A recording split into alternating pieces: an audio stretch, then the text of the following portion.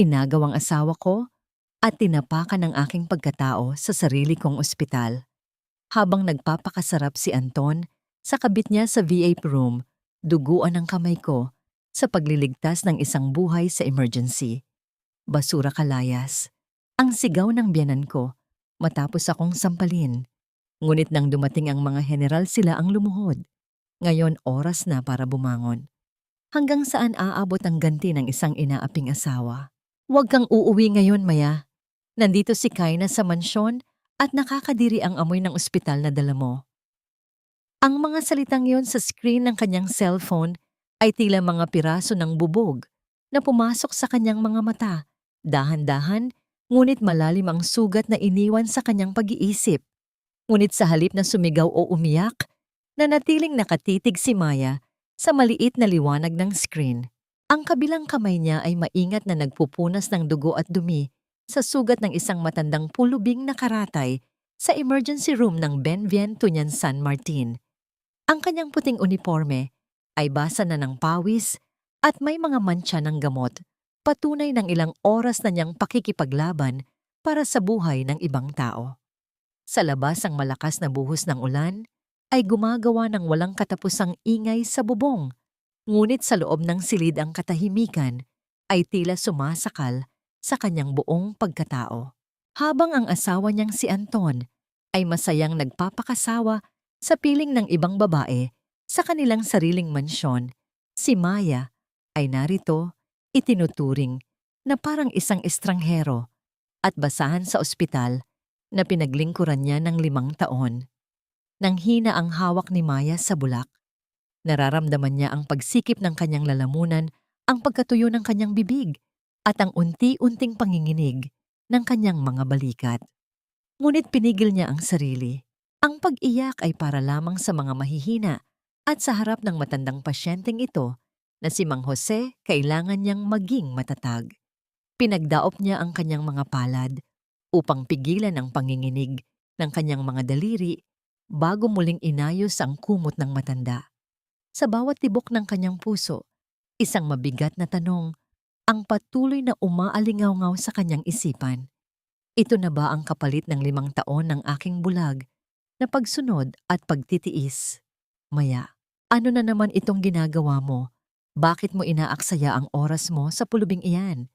Isang matalas at mayabang na boses ang bumasag sa katahimikan ng silid. Si Doña Helena ang kanyang biyenan at ang may-ari ng ospital ay nakatayo sa may pintuan habang ang mga kamay ay nasa baywang at ang mukha ay puno ng pandidiri. Ang kanyang mga mata ay matalim na nakatingin kay Maya at sa matandang pasyente. Mang Jose needs immediate care. Bumaba ang kanyang presyon at may sugat siya na kailangang tahiin agad. Mahinahong sagot ni Maya kahit nararamdaman niya ang mabilis na pagtibok ng kanyang dibdib dahil sa kaba at galit. I don't care about that old man. Umakyat ka. Ngayon din sa VIP wing. Dumating si Kaina, sumasakit ang kanyang ulo at kailangan niya ng mag-aalaga sa kanya. Huwag mong unahin ang taong grasa na yan na wala namang pambayad sa ospital na ito. Ang pagalit na utos ni Doña Helena habang itinuturo ang itaas na palapag. Tumingin si Maya sa matandang pasyente na ngayon ay nahihirapang huminga. Ang mga mata ni Mang Jose ay puno ng takot at pagmamakaawa. Alam ni Maya bilang isang dating yarsang militar na ang matanda ay nasa bingit ng kamatayan dahil sa malubhang atake sa puso. Ang kanyang profesional na sumpa ay hindi kailanman papayag na iwanan ng isang pasyente sa ganitong kalagayan kahit pautos ito ng kanyang biyenan. Hindi ko siya maiwan, Mom. Emergency ito. She only has a minor headache. Pero si Mang Jose, pwedeng mamatay sa loob ng ilang minuto kung hindi ko siya aasikasuhin ngayon. Matatag na sabi ni Maya habang sinisimulan ang pagkompres sa dibdib ng matanda upang ibalik ang normal na tibok ng puso nito. Sumasagot ka na ngayon. Ang lakas ng loob mong suwayin ako sa sarili kong ospital. Sigaw ni Doña Helena, ngunit hindi siya pinansin ni Maya. Ginamit ni Maya ang lahat ng kanyang kaalaman mula sa militar upang isalba ang matanda. Sa bawat pagdiin ng kanyang mga palad sa dibdib ni Mang Jose, ramdam niya ang pagod ng kanyang katawan, ngunit ang kanyang determinasyon ay hindi natinag. Matapos ang ilang minutong tila walang katapusan, ang paghinga ng matanda ay unti-unting naging maayos at ang kanyang mga mata ay dahan-dahang bumukas. Ligtas na siya. Nakahinga ng maluwag si Maya. Ngunit alam niyang kailangan niya pa ring kumuha ng karagdagang gamot mula sa pharmacy sa itaas. Pag-akyat niya sa VIP wing, napadaan siya sa tapat ng marangyang silid kung saan dapat nagpapahinga si Kaina.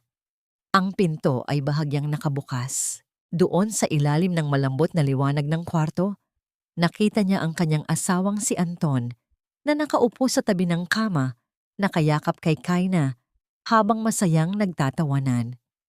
Ang puso ni Maya ay tila piniga ng isang higanting kamay. Ang sakit ay umakyat mula sa kanyang dibdib, hasa sa kanyang lalamunan na nag-iwan sa kanya ng pakiramdam na tila siya ay nalulunod. Hindi na niya napigilan ang kanyang sarili at pumasok sa silid. Anton, what is the meaning of this? Ang basag na tinig ni Maya ang bumasag sa kanilang tawanan. Tumingin si Anton sa kanya ngunit walang bahid ng pagsisisi o takot sa mga mata nito. Sa halip tumayo ito at lumapit kay Maya nang may mukhang naiinis.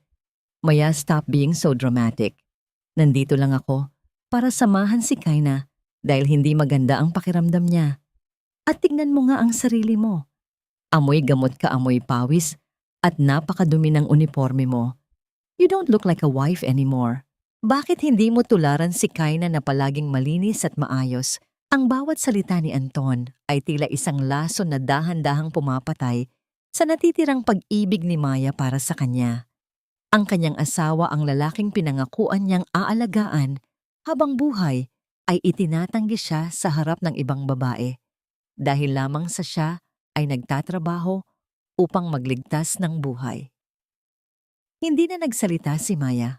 Tumalikod siya habang ang kanyang mga kamay ay mahigpit na nakakuyom hanggang sa bumaon ang kanyang mga kuko sa sariling palad. Ngunit sa kanyang pagbaba sa lobi ng ospital, isang mas malaking unos ang naghihintay sa kanya.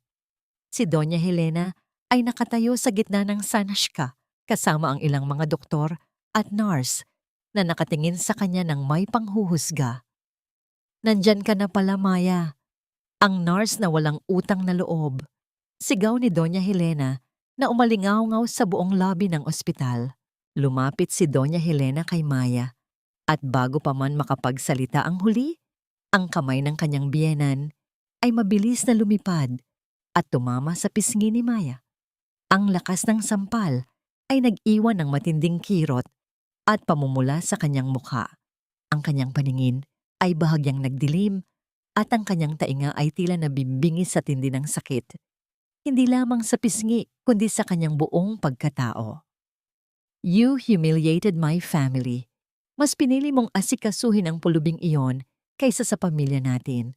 Simula sa araw na ito, wala ka ng trabaho dito. At asahan mo ang divorce papers mula kay Anton. Wala kang kwentang asawa at basura ka lang sa pamilyang ito." Layas. Hinablot ni Doña Helena ang nameplate sa dibdib ni Maya at marahas itong itinapon sa sahig. Walang boses na lumabas sa kaklabi ni Maya. Pinulot niya ang kanyang maliit na bag at dahan-dahang naglakad patungo sa labas ng ospital. Sa tapat ng pinto ang ulan ay patuloy na bumubuhos, tila nakikiramay sa kanyang nagdurusa at nag-iisang kaluluwa. Tumingin siya sa langit habang ang lamig ng ulan ay nagsisimulang bumasa sa kanyang pisnging may bakas pa ng sampal. Ito na ang katapusan, Kuwakwakdoy Kamchiw. Ngunit sa likod ng sakit at bighati, isang maliit na apoy ang nagsimulang mag-alab sa kanyang puso. Hanggang kailan ako mananatiling sugatan sa kamay ng mga taong hindi alam ang aking tunay na halaga? Ang bawat patak ng ulan na tumatama sa balikat ni Maya ay tila mga maliliit na karayom na nagnanais pumasok sa kanyang kalamnan. Sa gitna ng madilim na kalsada, habang ang mga ilaw ng sasakyan ay malabo niyang nakikita. Dahil sa labo ng kanyang paningin, tanging ang alaala ng nakaraan ang nagbibigay sa kanya ng lakas upang humakbang.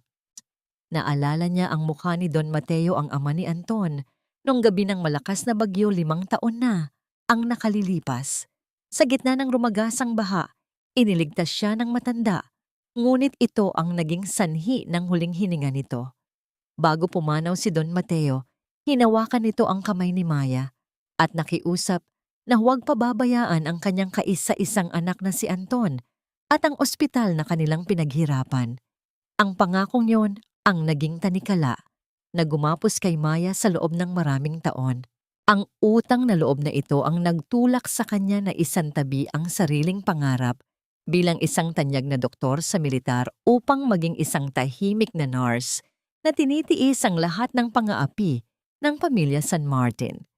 Ngunit sa bawat hakbang niya ngayon sa ilalim ng ulan, nararamdaman ni Maya na ang tanikalang iyon ay unti-unti nang napuputol dahil sa bawat patak ng kanyang sariling dugo at luha. Nang makarating siya sa harap ng malaking gate ng mansyon, huminto ang kanyang mundo.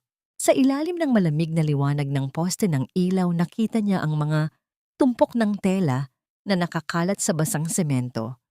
Ang kanyang mga damit, ang kanyang mga lumang libro, at maging ang kanyang mga paboritong kagamitan ay nakababad sa putik. Ang mansyong itinuring niyang tahanan ay tila isang malaking halimaw na ngayon ay nagluwa ng lahat ng bahagi ng kanyang pagkatao. Ang bawat piraso ng kanyang gamit na nakakalat sa kalsada ay tila mga labi ng isang nagkadurog-durog na pangarap. Ang sakit na nararamdaman niya sa kanyang pisngi dahil sa sampal ni Doña Helena ay wala sa kalahati ng hapdi na dulot ng makitang ang kanyang buong buhay ay itinuring lamang na basura ng mga taong pinaglingkuran niya ng buong puso. Bumukas ang malaking pinto ng mansyon at lumabas si Anton, suot ang isang mamahaling jacket at may hawak na payong. Walang bakas ng pagmamahal o pag-aalala sa kanyang mga mata habang tinitignan ang kanyang asawang basang-basa at nanginginig sa ginaw. Humakbang siya palapit kay Maya, ngunit nanatili ang distansya sa pagitan nila na tila ba natatakot siyang madumihan ng presensya ng babaeng pinangakuan niyang mamahalin sa harap ng altar. Maya, don't play the victim here. Alam mo naman na ikaw ang may kasalanan kung bakit tayo humantong sa ganito. Ang malamig na panimula ni Anton, ang kanyang boses, ay puno ng gaslighting na tila ba sinusubukang baluktutin ang katotohanan. Kung hindi ka naging matigas ang ulo, kung sinunod mo lang si Mommy at inasikaso si Kaina, hindi sana mangyayari ito. You chose that beggar over your family. You chose to humiliate me. At itong ginagawa ko, it's for your own good. Kailangan mong matuto kung saan ka dapat lulugar. Hindi kita kailangan sa buhay ko kung palagi mo lang akong bibigyan ng kahihiyan. Sinubukan ni Maya na abutin ang isang maliit na kahon sa paanan ni Anton, isang kahon na naglalaman ng tanging larawan ng kanyang yumaong mga magulang at ang kanyang mga medalya sa serbisyo militar. Ngunit bago pa man madapo ang kanyang mga daliri, sa kahon marahas itong sinipa ni Anton palayo. Nawalan ng balanse si Maya at bumagsak siya sa basang semento. Naramdaman niya ang hapdi ng pagkagasgas ng kanyang siko sa magaspang na kalsada. Ang dugo ay dahan-dahang humalo sa tubig ulan na gumagawa ng malabong kulay pula sa paligid ng kanyang sugat. Huwag mong hawakan yan. Wala kang karapatang magdala ng kahit ano mula sa pamamahay na ito. Ang bulyaw ni Anton habang itinutulak ang balikat ni Maya. Magpasalamat ka nga at hindi kita ipinakukulong sa pagnanakaw ng oras at atensyon na dapat ay para sa mga pasyente ni na Mommy. You are nothing but a burden, Maya. Isang pabigat na sa wakas ay naialis ko na rin sa balikat ko. Habang nakasubsob sa putikan, hindi na nakaramdam ng galit si Maya. Ang tanging nararamdaman niya ay isang malalim na pagkapagod, isang pagod na nagmumula sa kaibuturan ng kanyang kaluluwa. Tumingin siya sa kanyang sugatang braso at pagkatapos ay tumingala sa kanyang asawa. Ang lalaking akala niya ay kanyang sandigan ay siya palang kukuha ng huling piraso ng kanyang dignidad. Ngunit sa gitna ng kanyang kawalan ng pag-asa, isang kakaibang liwanag ang tumama sa kanyang mga mata. Mula sa dulo ng madilim na kalsada, isang itim na sasakyan ang dahan-dahang lumalapit. Ang tunog ng makina nito ay tila isang malalim na babala na nagpapatahimik sa ingay ng ulan. Ang sasakyan ay huminto ng eksakto sa tapat nila.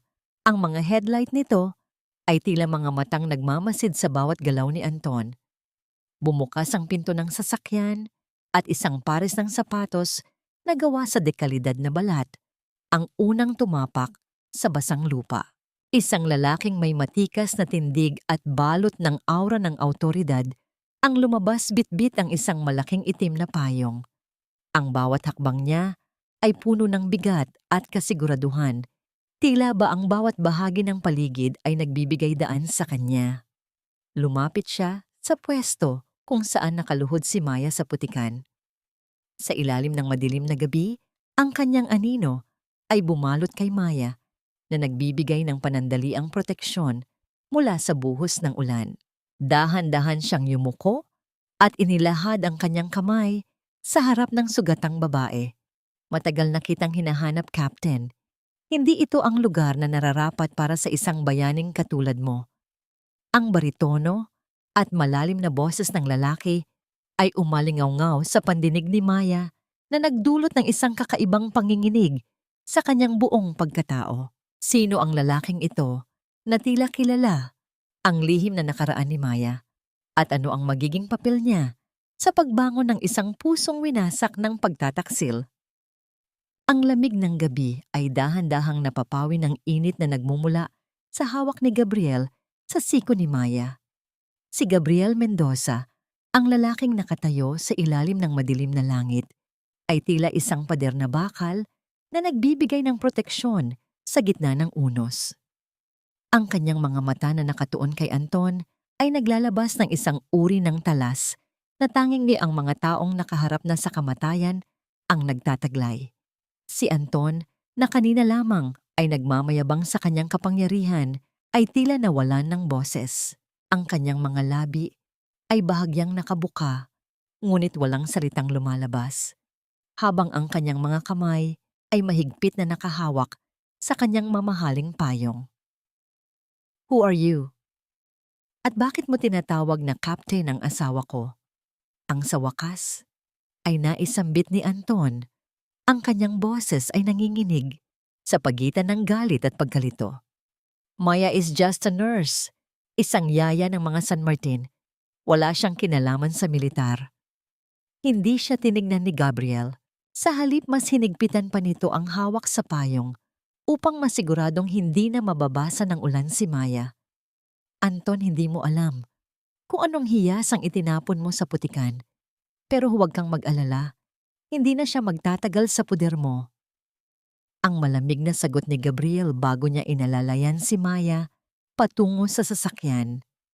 Ang tunog ng pinto ng sasakyan na sumasara ay tila isang pinal na hatol sa ugnayan ni Maya at Anton.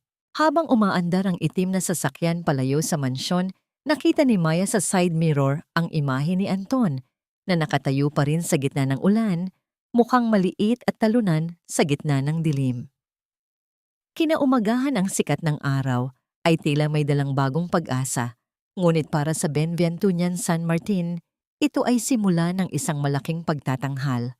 Si Doña Helena, na suot ang kanyang pinakamahal na alahas, ay abala sa pag-aayos ng kanyang buhok sa harap ng salamin sa kanyang opisina. May mga reporter mula sa iba't ibang estasyon ng telebisyon ang naghihintay sa lobby. Ito ang kanyang pagkakataon na ipakita sa buong bansa ang kabayanihan ng kanyang ospital matapos nilang maibalita na may isang tanyag na matanda silang nailigtas kagabi. Make sure everything is perfect, Anton. Ang utos ni Helena habang lumalabas sila ng opisina.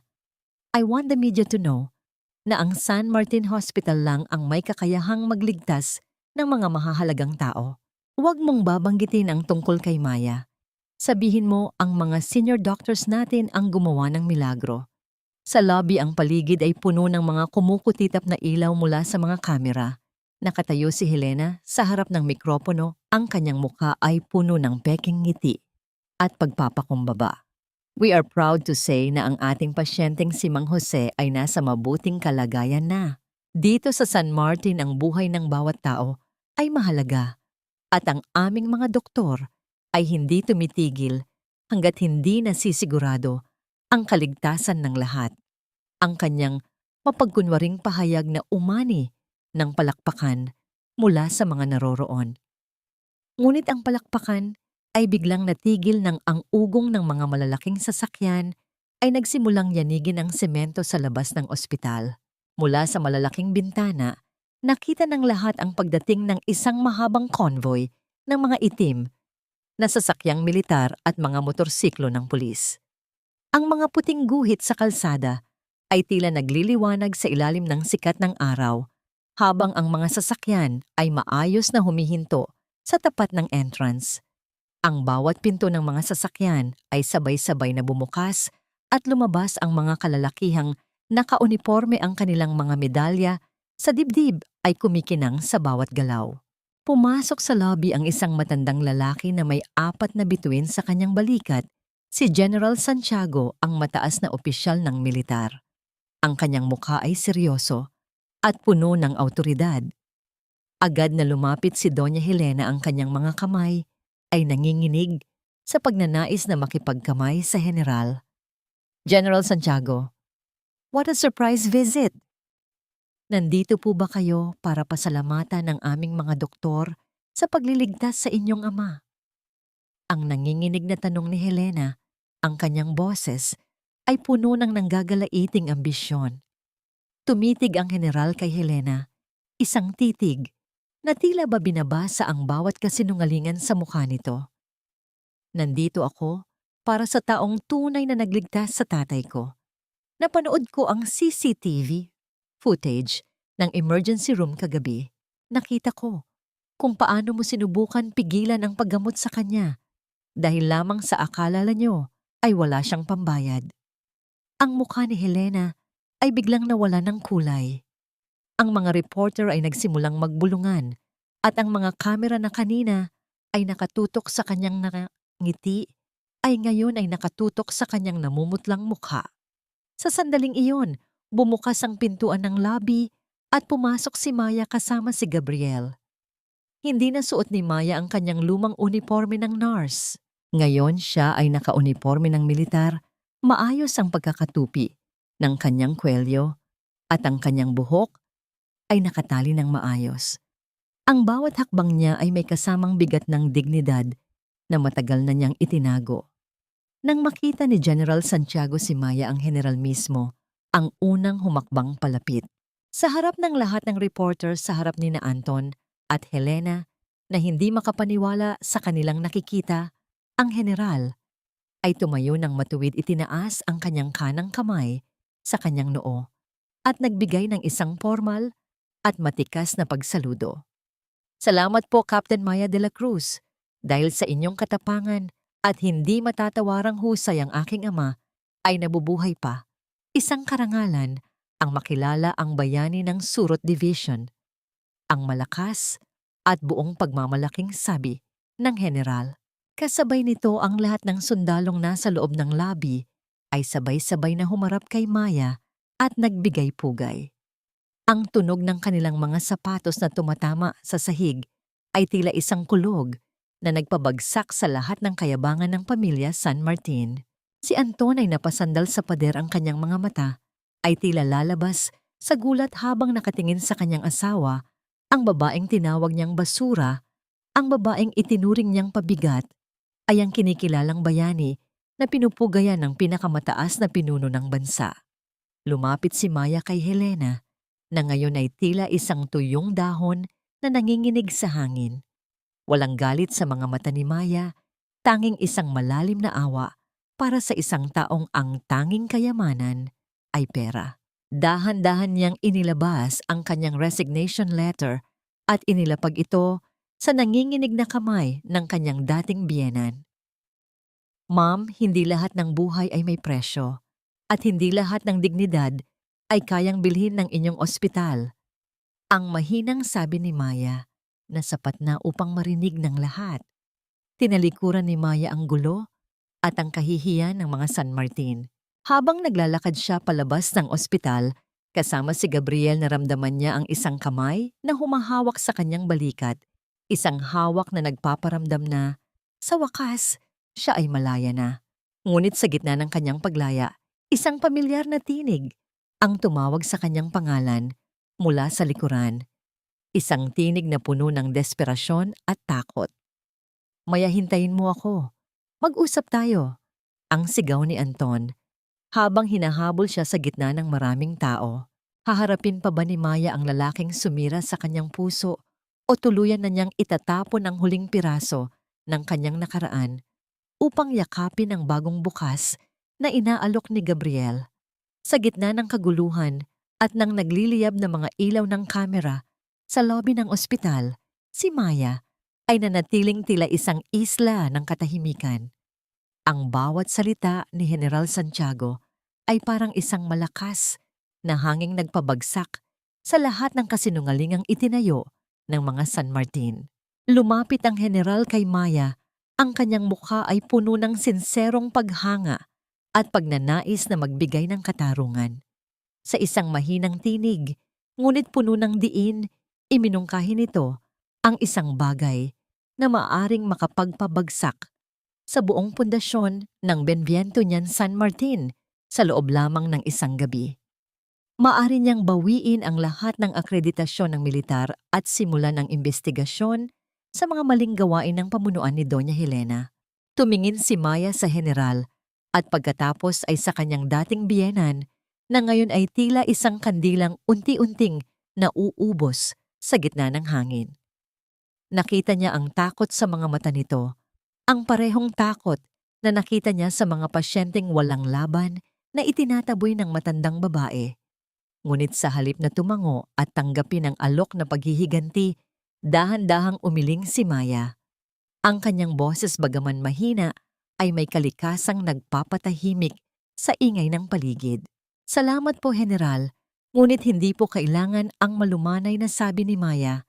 Hindi ko po gustong bumangon sa pamamagitan ng pagbagsak ng iba.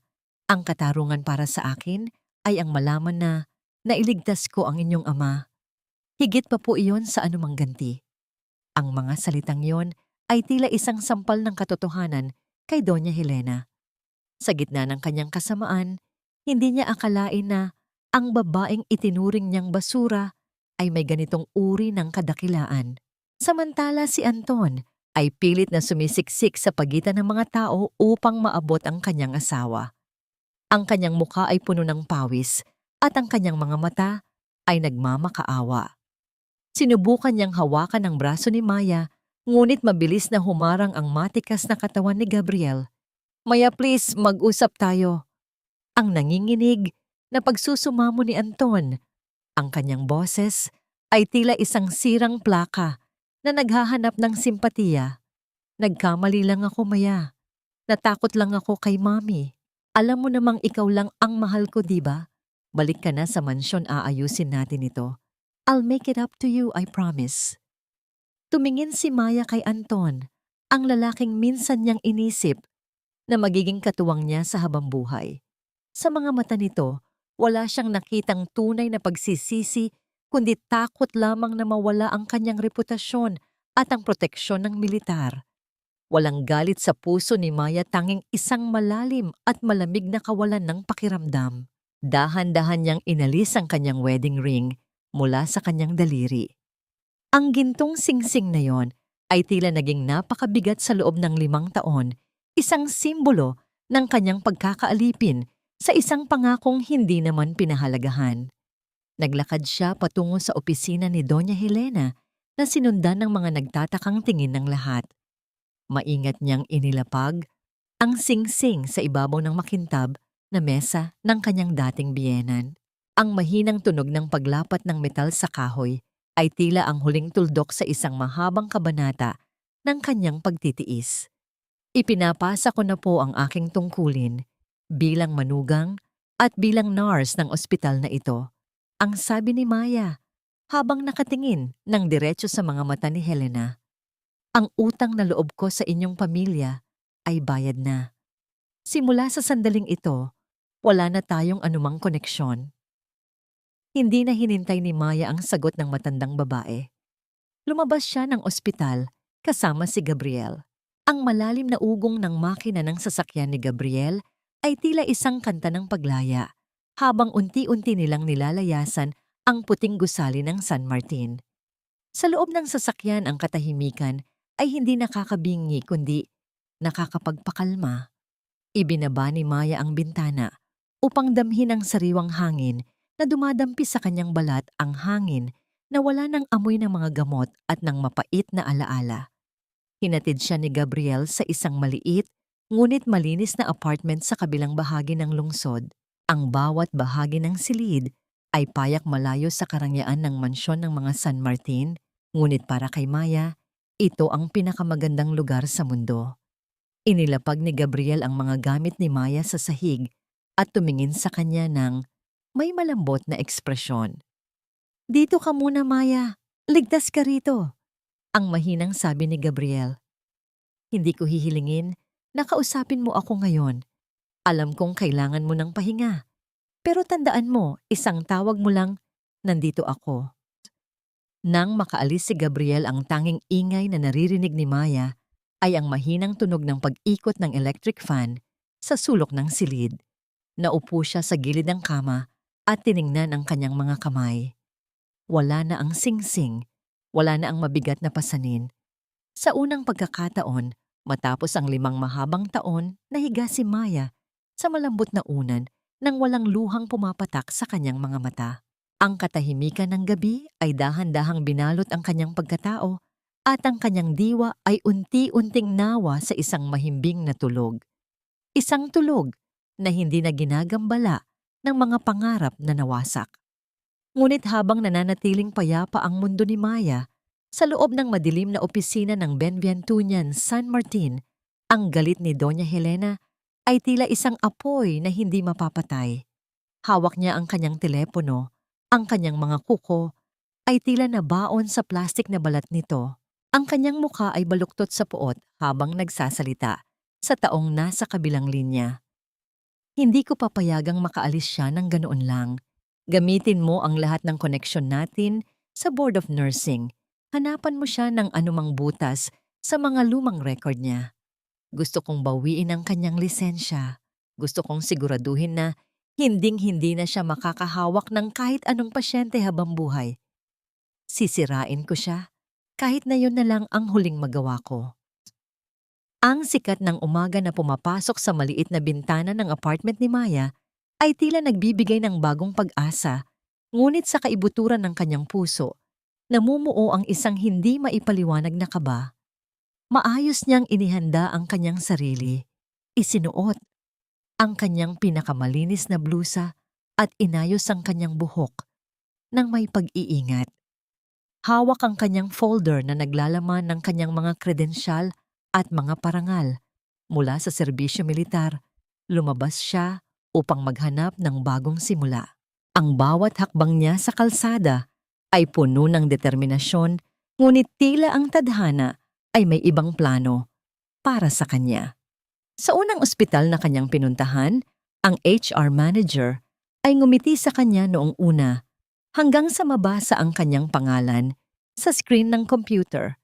Nakita ni Maya kung paano nagbago ang ekspresyon ng mukha ng opisyal mula sa paghanga patungo sa pagkailang at takot. Ang mahinang pagpindot ng mga daliri ng manager sa kanyang keyboard ay lumikha ng isang uri ng tensyon sa hangin na tila ba may isang hindi nakikitang pader na biglang itinayo sa pagitan nila. "I'm sorry, Miss Dela Cruz, but we are not hiring at the moment," ang malamig na sabi ng manager habang iniiwas ang tingin. "At may natanggap din kaming advisory mula sa Board of Nursing. Your records are currently under review for professional misconduct."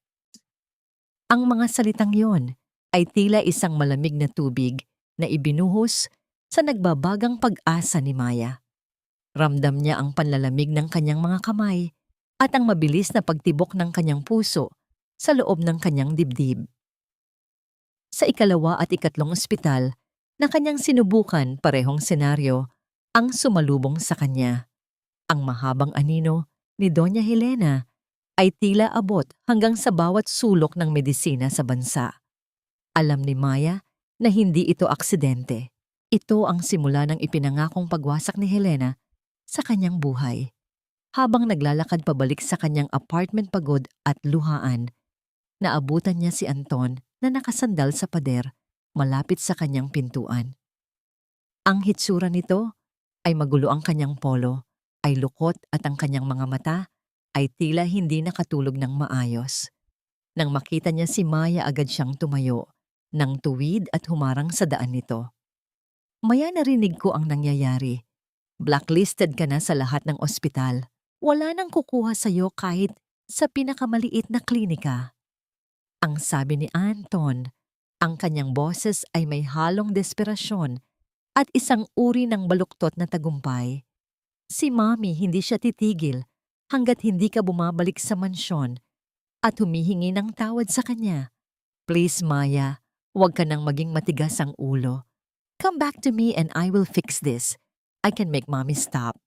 Tumingin si Maya kay Anton at sa unang pagkakataon, hindi sakit ang naramdaman niya, kundi matinding pagkasuklam. You really don't get it, do you? Anton, mas pipiliin ko pang magtrabaho sa kalsada kaysa bumalik sa impyernong binuo niyo. Ang kalayaan ko ay hindi mabibili ng kahit anong lisensya. You're just being emotional. Paano ka kakain? Paano mo bubuhayin ang sarili, buhay ang sarili mo? You're just a nurse without a hospital, Maya. You are nothing without the San Martin name. Ang pasigaw na sabi ni Anton, ang kanyang pagiging gaslighter, ay muling lumitaw habang sinusubukan niyang iparamdam kay Maya na siya ay walang halaga. Nanginig ang mga labi ni Maya sa galit, ngunit bago pa siya makasagot, isang pamilyar na boses ang pumutol sa usapan. Isang matikas na tindig ang lumitaw mula sa likuran ni Maya, at ang amoy ng kape at katatagan ay muling bumalot sa kanya. Si Gabriel ay dumating, may hawak na maliit na supot ng pagkain at may kalmadong ekspresyon na tila ba ang galit ni Anton ay isang mahinang hangin lamang. Sa tingin ko ay narinig mo na ang sagot niya, Anton. At para sa kaalaman mo, hindi siya mag-iisa. Ang isang captain na katulad ni Maya ay hindi kailanman nawawalan ng lugar sa mundong ito. Ang baritono at seryosong sabi ni Gabriel habang inilalagay ang kanyang kamay sa likuran ni Maya upang iparamdam ang kanyang suporta. Walang nagawa si Anton kundi ang tumalikod at umalis. Ang kanyang mga hakbang sa semento ay puno ng pagkatalo. Nang mawala na ang anino ni Anton, naramdaman ni Maya ang pagbagsak ng kanyang mga balikat. Ang lahat ng tatag na ipinakita niya kanina ay tila nawala at napalitan ng isang matinding pagod. Hindi siya nagsalita, ngunit ang mga butil ng luha ay isa-isang gumulong sa kanyang pisngi na mabilis na pinunasan ni Gabriel gamit ang kanyang malambot na panyo. Pumasok sila sa loob ng apartment. Hindi nagsalita si Gabriel ng anumang moral lesson. Sa halip, inihanda niya ang pagkain na dala niya at tahimik na naupo sa tapat ni Maya. Ang katahimikan ay puno ng pag-unawa. Sa gitna ng dilim na ibinibigay ng mga San Martin, ang presensya ni Gabriel ay tila isang maliit na kandila na nagbibigay ng init. Inabutan ni Gabriel si Maya ng isang tasa ng mainit na tsaa at ang marahang pagdampi ng kanilang mga daliri ay nagbigay ng isang uri ng kilig at ginhawa na matagal nang hindi nararamdaman ni Maya. Hindi ka dapat natatakot sa kanila, Maya. Ang katotohanan ay may sariling paraan para lumitaw. Ang mahinang sabi ni Gabriel habang nakatingin ng diretso sa mga mata ni Maya. Magpahinga ka na muna. Bukas may pupuntahan tayo. Ngunit bago pa man makasagot si Maya, ang katahimikan ng gabi ay muling nagambala. Ang mahinang pagdausdos ng isang puting sobre sa ilalim ng kanyang pinto ay nakakuha ng kanyang atensyon. Nang kunin ito ni Maya at buksan ang kanyang muka, ay nawalan ng kulay. Isang formal na liham mula sa Professional Regulation Commission. Ang laman nito, isang subpoena para sa isang hearing tungkol sa kanselasyon ng kanyang lisensya dahil sa malpractice at grave misconduct na isinampa ng San Martin Hospital. Ang bawat salita sa liham ay tila isang hatol ng bitay sa kanyang karera. Mapapatunayan ba ni Maya ang kanyang kawalang sala sa harap ng isang sistemang kontrolado ng pera ng kanyang biyanan? O ito na ang huling pagkakataon na makikita niya ang kanyang sarili bilang isang nurse? Ang lisensya mo ay hindi lamang isang pirasong papel, Maya. Ito ang patunay na karapat-dapat kang humawak ng buhay. Pero paano ka namin pagkakatiwalaan kung sarili mong pamilya ay tinalikuran mo para sa isang estranghero? Ang tinig ni Doña Helena ay umalingaw-ngaw sa loob ng malamig na silid ng Professional Regulation Commission. Tila bawat salita ay may talas ng isang scalpel na humihiwa sa dangal ni Maya. Nakaupo si Maya sa tapat ng mahabang mesa ng Board of Examiners.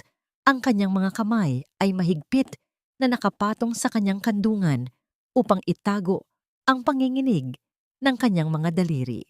Ang bawat paggalaw ng kamay ng orasan sa dingding ay tila isang mabigat na paghampas na nagbibilang ng mga huling sandali ng kanyang pangarap.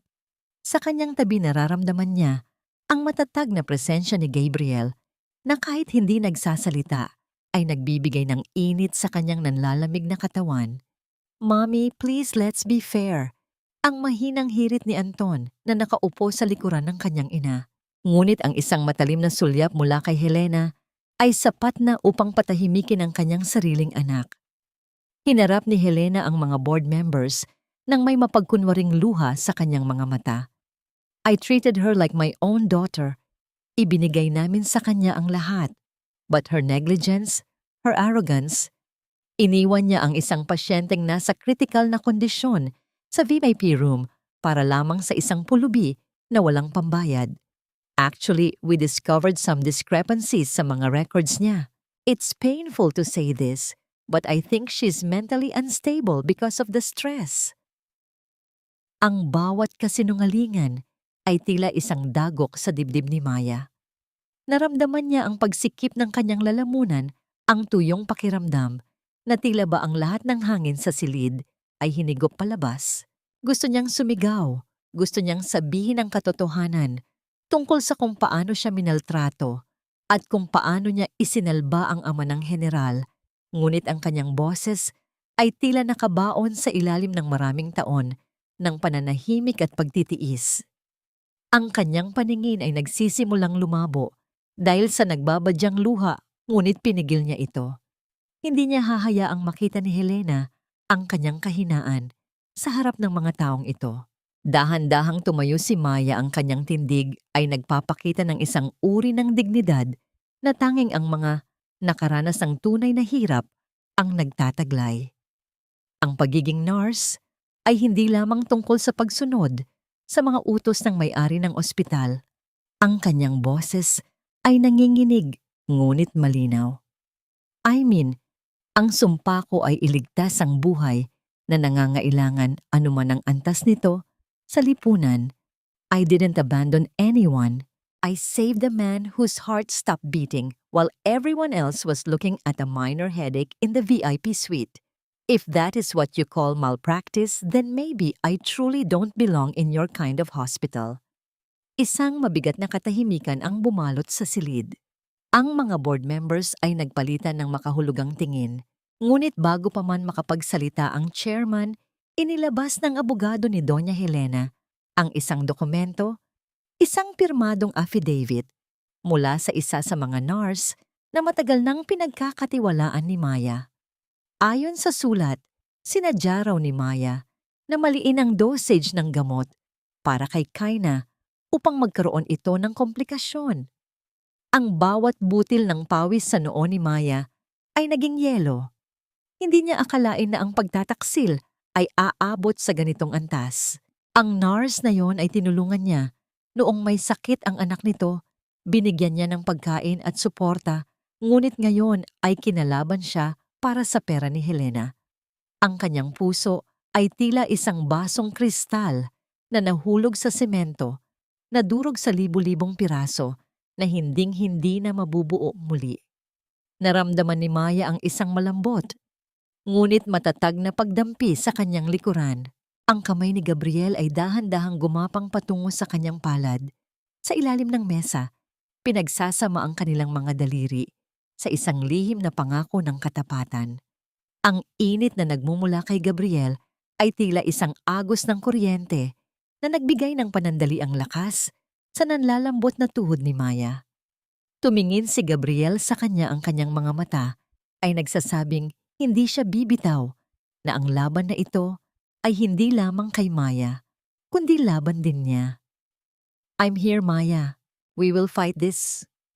Ang bulong ni Gabriel na tila isang himig ng musika sa gitna ng ingay ng mga akusasyon. Ngunit ang chairman ng board ay tumayo at humarap sa kanila ng may seryosong mukha.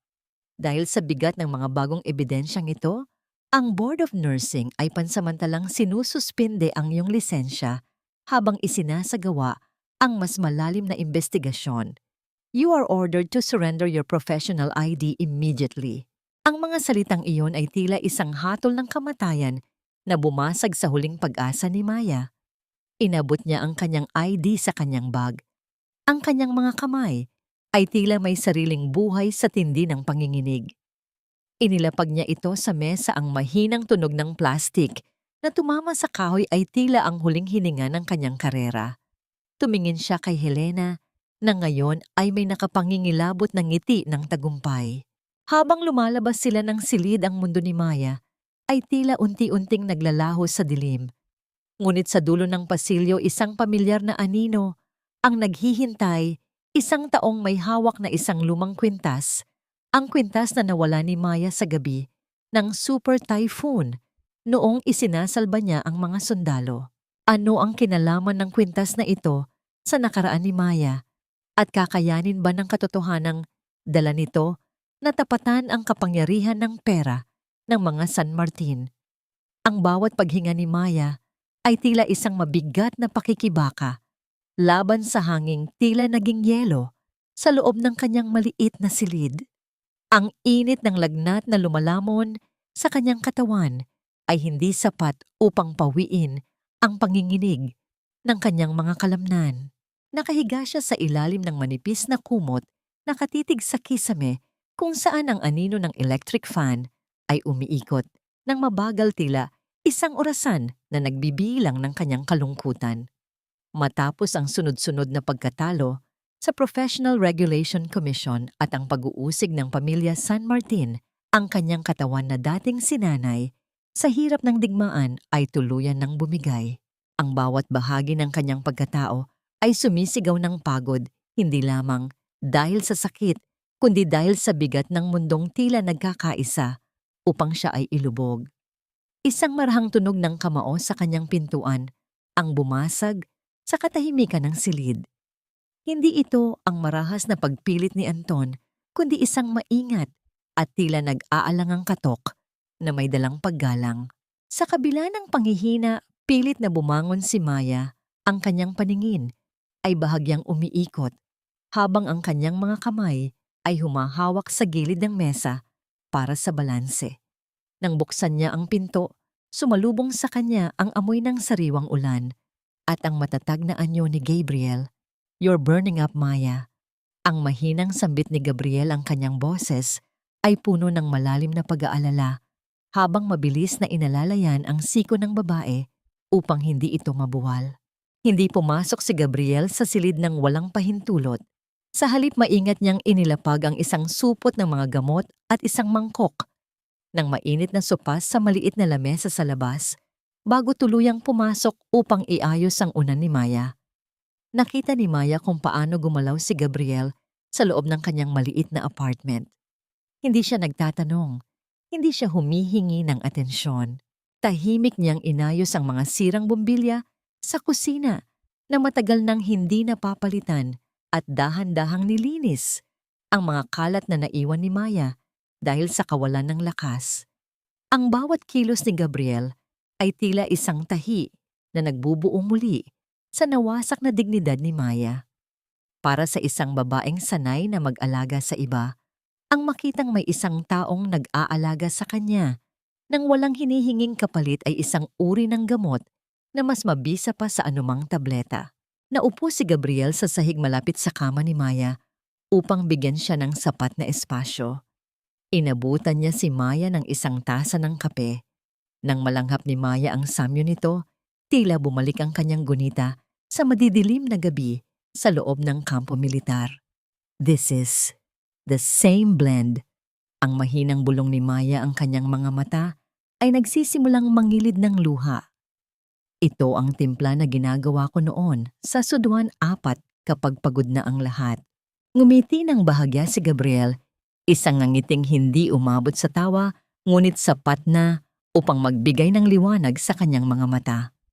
Dahil alam ko na yan ang tanging bagay na nagpapangiti sa'yo, kahit sa gitna ng putikan, Captain. I never forgot. Sa sandaling iyon ang distansya sa pagitan ng kanilang mga kamay sa ibabaw ng kumot ay tila naglalaho.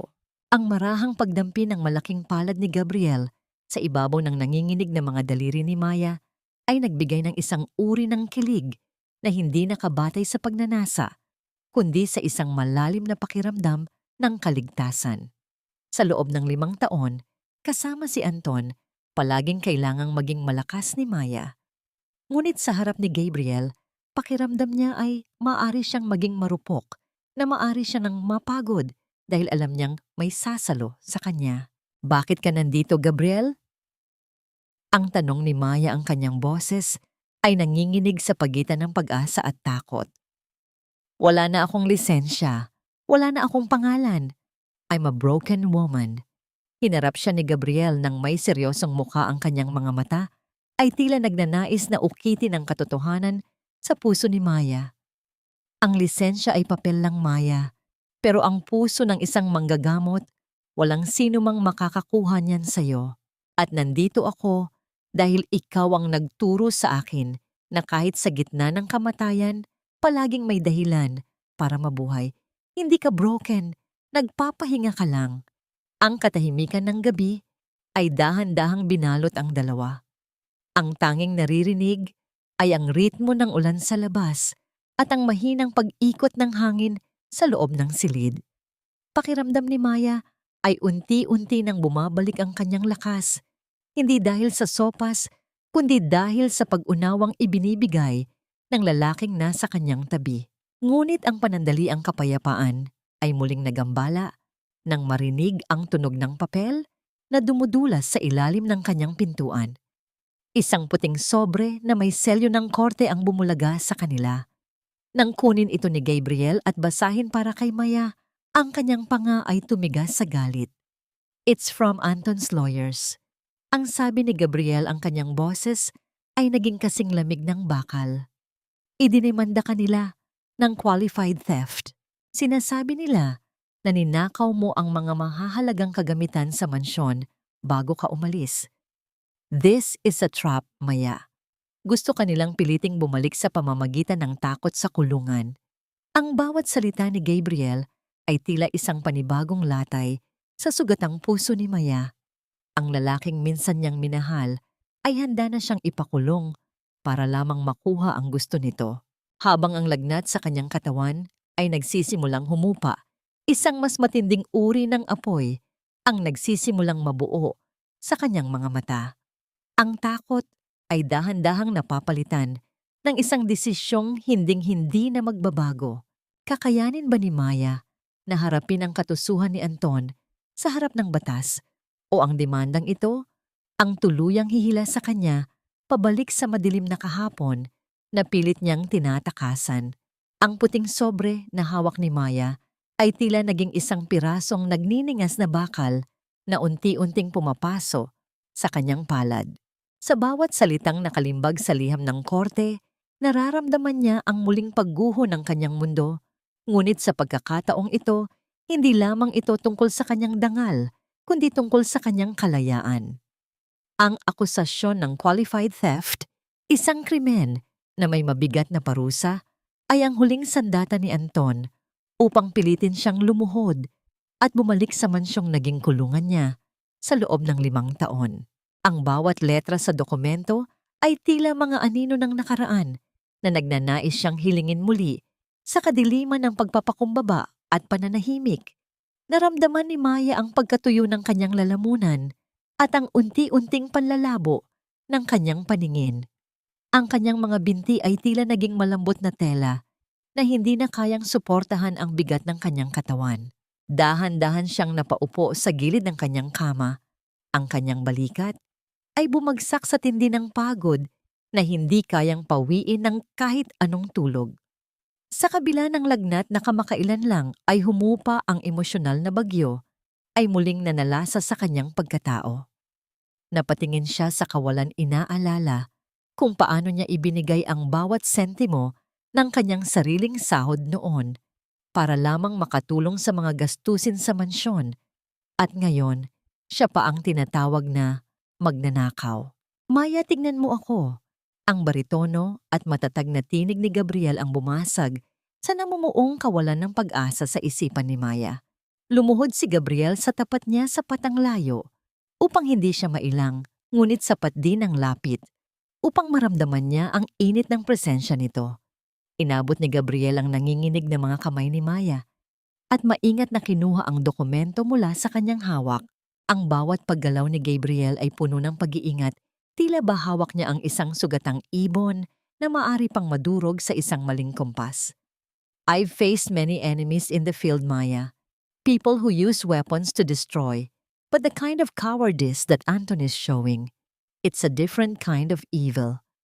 Ang sabi ni Gabriel, ang kanyang mga mata ay naglalabas ng isang uri ng determinasyon na tila ba handa siyang harapin ang buong mundo para lamang kay Maya. Hindi ka magnanakaw. Ang tanging ninakaw sa bahay na yon ay ang iyong panahon, ang iyong kaligayahan at ang iyong pagkatao. And I will not let them take anything else from you. Sa gitna ng katahimikan ng silid, ang tanging naririnig ay ang mabagal at payapang ritmo ng paghinga ni Gabriel na tila naging kumpas ng musika para sa naguguluhang isip ni Maya.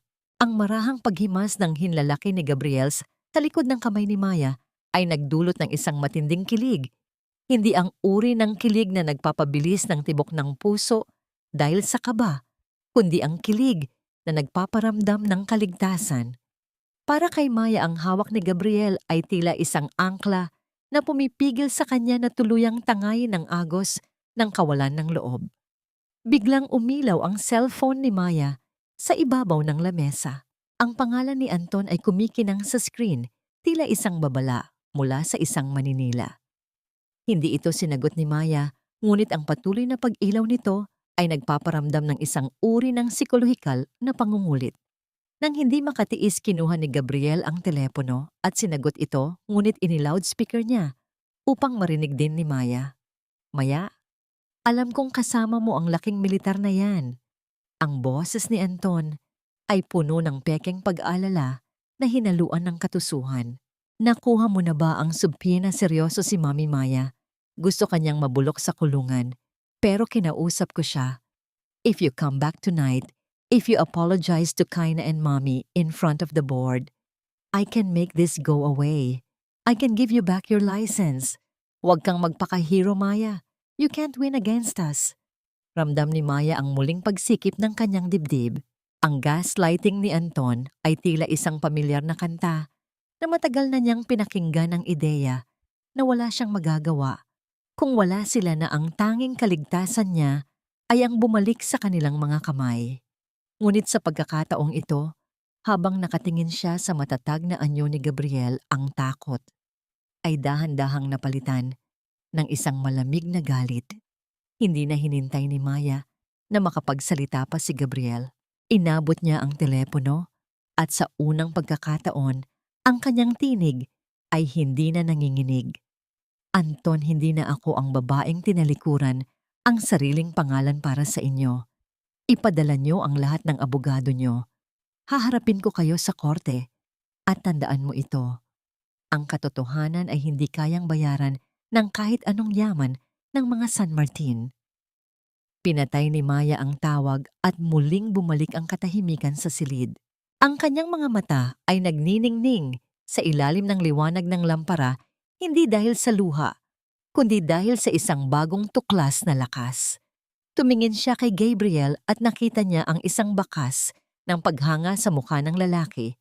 "That's my captain," ang mahinang sabi ni Gabriel. Ang kanyang boses ay puno ng tamis at paggalang. "Tomorrow, we will meet the best lawyers I know." Hindi ka na muling lalakad nang mag-isa sa dilim, Maya.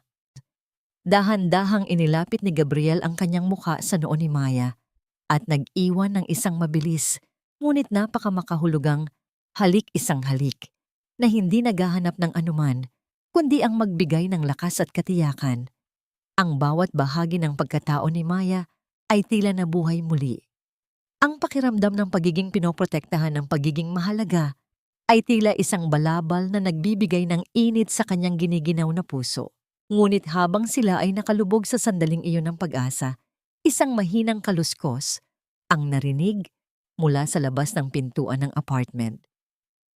Ang anino ng isang tao ay dumaan sa ilalim ng siwang ng pinto at isang lumang sobrang kulay kape ang dahan-dahang idinausdos papasok. Nang buksan ito ni Maya, bumagsak sa kanyang kandungan ang isang lumang litrato.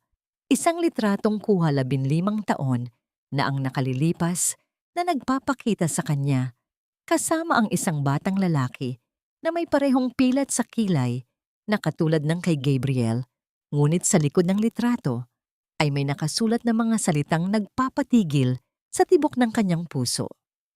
Hindi lahat ng tagapagligtas ay nagsasabi ng buong katotohanan. Sino ang nagpadala ng litratong ito at ano ang lihim na itinatago ni Gabriel sa likod ng kanyang mga pangako ng proteksyon at pag-ibig? Ang liwanag ng lampara sa maliit na silid ay tila naging isang malupit na saksi sa panginginig ng mga kamay ni Maya. Hawak niya ang lumang litratong kulay kape kung saan ang mga gilid nito ay tila kinain na ng panahon. Sa larawan makikita ang isang batang lalaking may matapang na tingin at sa kanyang kaliwang kilay ay may isang maliit ngunit malinaw na pilat, ang kaparehong pilat na nakikita ni Maya sa mukha ni Gabriel sa tuwing ito ay ngumingiti. Ngunit ang mas masakit kaysa sa misteryo ng larawan ay ang mga salitang nakasulat sa likod nito na tila isang lason na dahan-dahang gumagapang sa kanyang sistema. Hindi lahat ng tagapagligtas ay nagsasabi ng buong katotohanan. Nararamdaman ni Maya ang unti-unting panlalamig ng kanyang mga daliri habang ang kanyang puso ay tila isang tambol na mabilis ang paghampas sa gitna ng katahimikan ng gabi. Tumingin siya kay Gabriel na noon ay nakatalikod at abala sa pag-aayos ng mga gamot sa ibabaw ng lababo.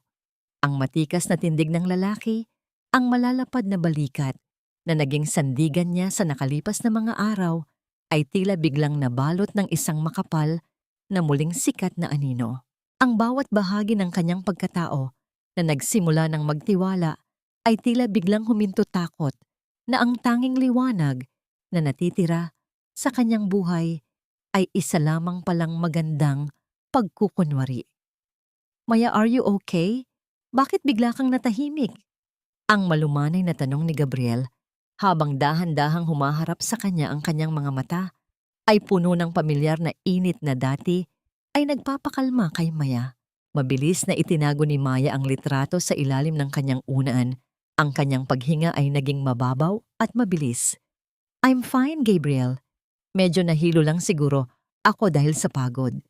Ang kanyang pilit na sagot, bagaman ang kanyang boses ay nanginginig at tila hindi kayang dalhin ang bigat ng kanyang itinatago.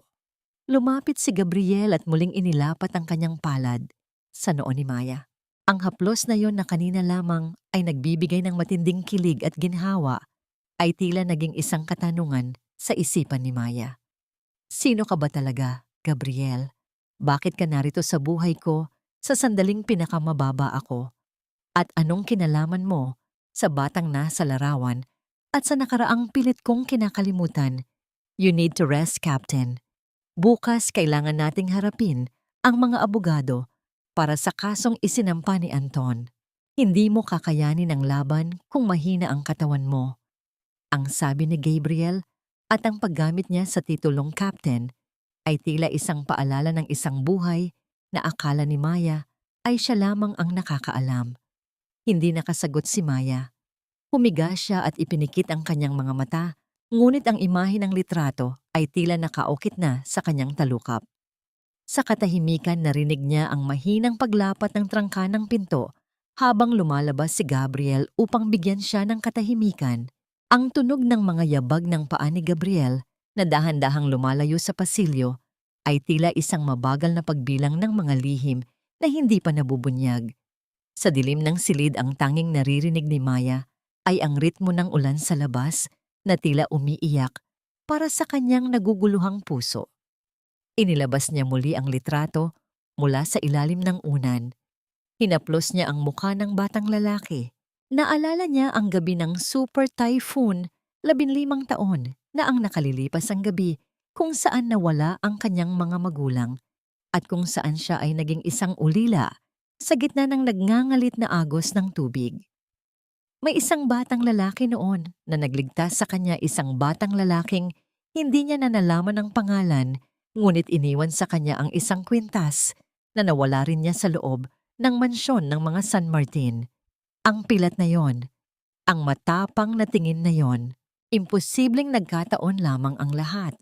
Kinaumagahan nagising si Maya na may mabigat na pakiramdam. Hindi dahil sa lagnat kundi dahil sa agam-agam na tila isang tanika lang nakapulupot sa kanyang leeg. Dumating si Gabriel na may dalang agahan ng kanyang mga kilos ay nananatiling maingat at puno ng malasakit. Ngunit sa bawat sulyap ni Maya sa lalaki tila may isang pader na unti-unting itinayo sa pagitan nila. Gabriel, may itatanong ako sa iyo. Ang seryosong panimula ni Maya habang nakatingin ng diretso sa mga mata ng lalaki. Noong gabi ng bagyo sa surot, 15 taon na ang nakalilipas. Nasaan ka noon? Ang paghawak ni Gabriel sa tasa ng kape ay bahagyang tumigil. Ang kanyang mga mata ay kumurap. Nang mabilis isang maliit na reaksyon na hindi nakaligtas sa mapanuring paningin ni Maya. Ang katahimikan sa loob ng maliit na kusina ay naging kasing bigat ng tingga. Ang tanging naririnig ay ang mahinang pag-ikot ng bentilador na tila hinihiwa ang hangin sa pagitan nila. Bakit mo na itanong yan, Maya? Matagal na ang panahong yon. Ang mahinang sagot ni Gabriel, ang kanyang boses ay tila may halong pag-iwas. Sagutin mo ako, Gabriel. Nasaan ka noon? At paano mo nalaman ang tungkol sa titulong Captain kung ilang taon na akong hindi bumabalik sa serbisyo bago pa man tayo magkita sa ospital? Ang sunod-sunod na tanong ni Maya, ang kanyang emosyon ay nagsisimulang sumabog. Bago pa makasagot si Gabriel, muling nagkaroon ng marahas na pagkilos sa labas ng kanilang pintuan. Hindi ito ang mahinang pagdausdos ng sobre, kundi ang malakas na pagtulak sa kahoy na pintuan na tila nagnanais na gibain ang kanilang pansamantalang santuwaryo. Bumukas ang pinto at iniluwan nito si Anton, kasama ang 2 lalaking nakabarong na mukhang mga opisyal ng korte. Nandito pala ang mangingibig mo, Maya. O baka dapat kong sabihing ang lalaking pumatay sa pag-asa ng pamilya mo. Ang nakapangingilabot na boses ni Anton ay umalingaw-ngaw sa silid. May hawak siyang isang lumang folder na may selyo ng militar, isang folder na tila naglalaman ng mga dokumentong hindi dapat makita ng sinuman. Tumayo si Gabriel upang harangin si Anton, ngunit itinaas ni Anton ang folder nang may mapanguyam na ngiti. Huwag kang lalapit, Colonel Mendoza. O baka gusto mong basahin ko sa harap ni Maya kung sino ang nagbigay ng maling coordinates noong gabi ng bagyo na naging dahilan kung bakit hindi agad nakarating ang rescue sa kuta ng mga magulang niya. Ang mundo ni Maya ay tila tumigil sa pag-ikot. Ang bawat bahagi ng kanyang pagkatao ay naging manhid habang ang mga salita ni Anton ay tila mga palasong tumatama sa kanyang puso. Tumingin siya kay Gabriel, naghahanap ng pagtanggi, naghahanap ng katotohanan. Ngunit ang pagyuko ng ulo ni Gabriel at ang pananahimik nito ay tila ang pinakamasakit na kumpirmasyon na narinig niya sa buong buhay niya. Sino ba talaga ang dapat pagkatiwalaan Sa gitna ng mga lihim ng nakaraan at kakayanin ba ni Maya na patawarin ang lalaking itinuring niyang tagapagligtas, kung ito rin pala ang sanhi ng kanyang pinakamalaking pighati? Ang bawat salita ni Anton ay tila isang malupit na hagupit ng latigo na tumatama sa hubad na kaluluwa ni Maya. Sa loob ng maliit na silid na dati ay itinuturing niyang santuwaryo ang hangin, ay biglang naging kasing bigat ng tingga. Ang folder na iwinawagayway ni Anton ay tila isang bintana patungo sa isang madilim na bangungot na matagal na niyang pilit na ibinabaon sa limot. Ang kanyang mga mata ay nananatiling nakatitig kay Gabriel, naghahanap ng kahit maliit na bakas ng pagtanggi, isang iling o kahit isang salita na magsasabing ang lahat ng ito ay isang malaking kasinungalingan. Ngunit ang pananatiling nakayuko ni Gabriel at ang mahigpit na pagkuyom ng kanyang mga palad hanggang sa mamuti ang kanyang mga kasukasuan ay ang pinakamasakit na sagot na natanggap ni Maya sa buong buhay niya. Nararamdaman ni Maya ang unti-unting panlalamig ng kanyang mga paa patungo sa kanyang dibdib, isang pakiramdam ng pagiging manhid na tila ba ang kanyang dugo ay unti-unti nang nagiging yelo. Ang bawat tibok ng kanyang puso ay tila isang mabigat na martilyo na humahampas sa kanyang mga pandinig na nagpapaalala sa kanya ng gabi ng malakas na bagyo, 15 taon na ang nakalilipas.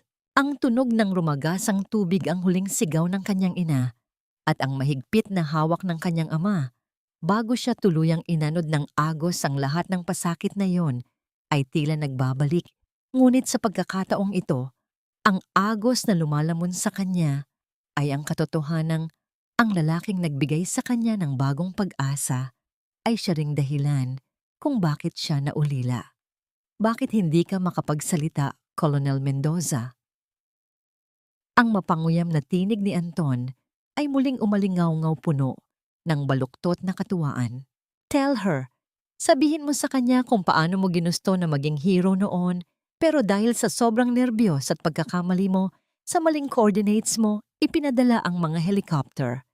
Habang naghihintay ang mga magulang ni Maya sa bubong ng kuta nila, ang mga rescuer ay nandoon sa kabilang bundok naghahanap sa wala.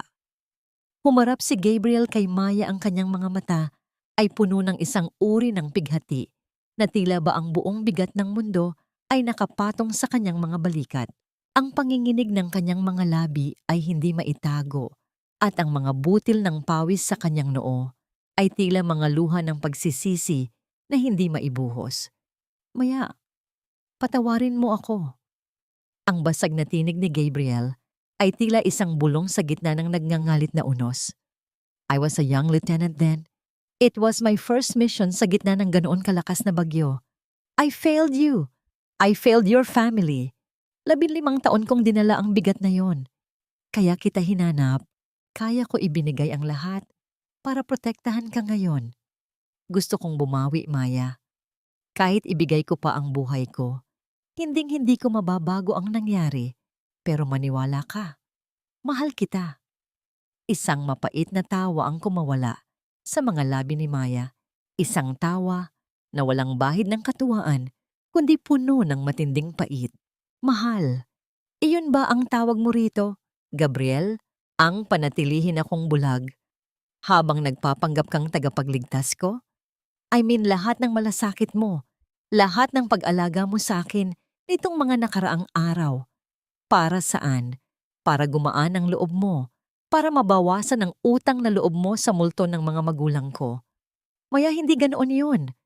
Ang pagsusumamo ni Gabriel habang sinusubukang lumapit, ngunit mabilis na umatras si Maya. Huwag mong hahawakan ang kahit na anong bahagi ng pagkatao ko. Ang pasigaw, nasabi ni Maya, ang kanyang boses ay nanginginig sa tindi ng emosyon. Anton is a monster, yes. He hurt me physically and emotionally. Pero ikaw, binigyan mo ako ng lason na binalot mo sa matamis na pagmamahal. You stole my chance to save my parents. You stole my history. Tumingin si Maya kay Anton na ngayon ay may nakapangingilabot ng ngiti ng tagumpay. At ikaw naman, Anton, you think nanalo ka? You think dahil nalaman ko ang totoo, Tungkol kay Gabriel ay babalik ako sa'yo, hinding-hindi. Mas pipiliin ko pang mag-isa sa gitna ng pinakamalakas na bagyo kaysa manatili sa piling ng kahit sino sa inyong dalawa. Dahan-dahang kinuha ni Maya ang kanyang maliit na bag. Ang bawat kilos niya ay puno ng isang uri ng pinalidad na tila ba ang bawat hibla ng ugnayan niya sa mundong ito ay unti-unti nang napuputol. Hindi na niya tinignan ang dalawang lalaki. Naglakad siya patungo sa pintuan ng kanyang mga hakbang. Sa lumang sahig ng apartment ay tila isang mabagal na martsa patungo sa kawalan. Ang hangin sa labas ay nagsisimulang lumakas muli, ang langit ay nagiging madilim na abo, isang pamilyar na babala ng paparating na ulan. Habang naglalakad si Maya sa kalsada, walang tiyak na patutunguhan ng kanyang isipan, ay tila isang dagat ng mga alaala at sakit. Sa bawat mukha ng taong nadadaanan niya, nakikita niya ang kanyang sariling kahinaan. Ngunit sa gitna ng kanyang paglalakad, narinig niya ang malakas na anunsyo mula sa radyo ng isang nakaparadang jeepney. Isang super typhoon ang muling pumasok sa bansa at ang probinsya ng Surot, ang lugar ng kanyang kabataan, at ang lugar kung saan siya naging ulila ay muling nasa ilalim ng pinakamataas na babala ng sakuna. Ang panginginig ng kanyang katawan ay biglang tumigil. Ang takot at pighati sa kanyang mga mata ay napalitan ng isang malamig at matalim na desisyon. Ang tawag ng tungkulin ng tanging bagay na hindi kailanman nagtaksil sa kanya ay muling umalingaw-ngaw sa kanyang puso. Kinuha ni Maya ang kanyang lumang cellphone at pinindot ang isang numero na matagal na niyang hindi tinatawagan. General Santiago. Ito po si Captain Maya de la Cruz. I am volunteering for the frontline rescue mission sa Surot. I want to be on the first chopper out. Wala na po akong ibang kailangan. Kailangan ko lang magligtas ng buhay. Habang ang unang patak ng ulan ay nagsisimulang bumasa sa kanyang pisngi, tumingin si Maya sa madilim na abot-tanaw. Siya ay babalik sa lugar kung saan nagsimula ang lahat, hindi bilang isang asawang inaapi, hindi bilang isang babaeng sugatan, kundi bilang isang sundalong handang itaya ang lahat para sa iba. Ngunit sa kanyang paglipad patungo sa gitna ng unos, hindi alam ni Maya na si Gabriel ay hindi rin susuko. Isang lihim na misyon ang inihahanda ni Gabriel, isang misyon na maaaring maging huling pagkakataon niya para sa kapatawaran o ang maging huling hantungan nilang dalawa sa gitna ng nagngangalit na kalikasan. Magagawa ba ng paparating na bagyo na linisin ang mga sugat ng nakaraan o tuluyan lamang nitong lulunurin ang huling pag-asa para sa pagmamahal at paghilom? Ang bawat yabag ng mabibigat na bota ni Maya sa semento ng military airbase ay tila isang deklarasyon ng digmaan laban sa sarili niyang kahapon. Ang suot niyang unipormeng camouflage na matagal nang nakatago sa ilalim ng mga bestidang pinili ni Anton ay tila isang baluting nagbabalik sa kanya ng kanyang tunay na anyo. Habang ang malakas na pag-ikot ng mga talim ng helicopter ay nagpapayanig sa buong paligid at lumilikha ng isang dambuhalang hangin na tila nagnanais siyang tangayin, na natiling matatag ang tindig ni Maya. Ang lamig ng hangin na may halong amoy ng krudo at paparating na ulan ay nagsilbing pampagising sa kanyang natutulog na diwa. Sa gitna ng ingay ng mga makina at pagmamadali ng mga sundalo, natagpuan ni Maya ang isang uri ng katahimikan na hindi kailanman naibigay sa kanya ng mansyon ng mga San Martin. Captain de la Cruz, handa na ang Alpha Team. Kayo ang mamumuno sa unang bugso ng rescue sa Surot. Ang ulat ng isang batang sarhento habang sumasaludo ng may mataas na paggalang. Tumango si Maya, ang kanyang mga mata ay matalim na nakatitig sa madilim na abot-tanaw kung saan ang mga kidlat ay tila mga ugat ng apoy na gumuguhit sa langit. Siguraduhin ang lahat ng medical supplies. Hindi lang tayo magliligtas tayo ng mga buhay sa gitna ng baha. Ang kanyang maikli, ngunit makapangyarihang utos. Sa bawat salitang lumalabas sa kanyang mga labi, nararamdaman ni Maya ang unti-unting paghilom ng kanyang sugatang dangal. Dito hindi siya ang asawang pwedeng saktan o ang nurse na pwedeng hamakin. Dito siya ang captain ang pag-asa ng mga taong wala ng matakbuhan. Habang lula ng helicopter patungo sa probinsya ng Surot, pinagmasdan ni Maya ang ibaba. Ang mga palaya na dati ay luntian, ay ngayon ay isa ng malawak na dagat ng kulay putik na tubig.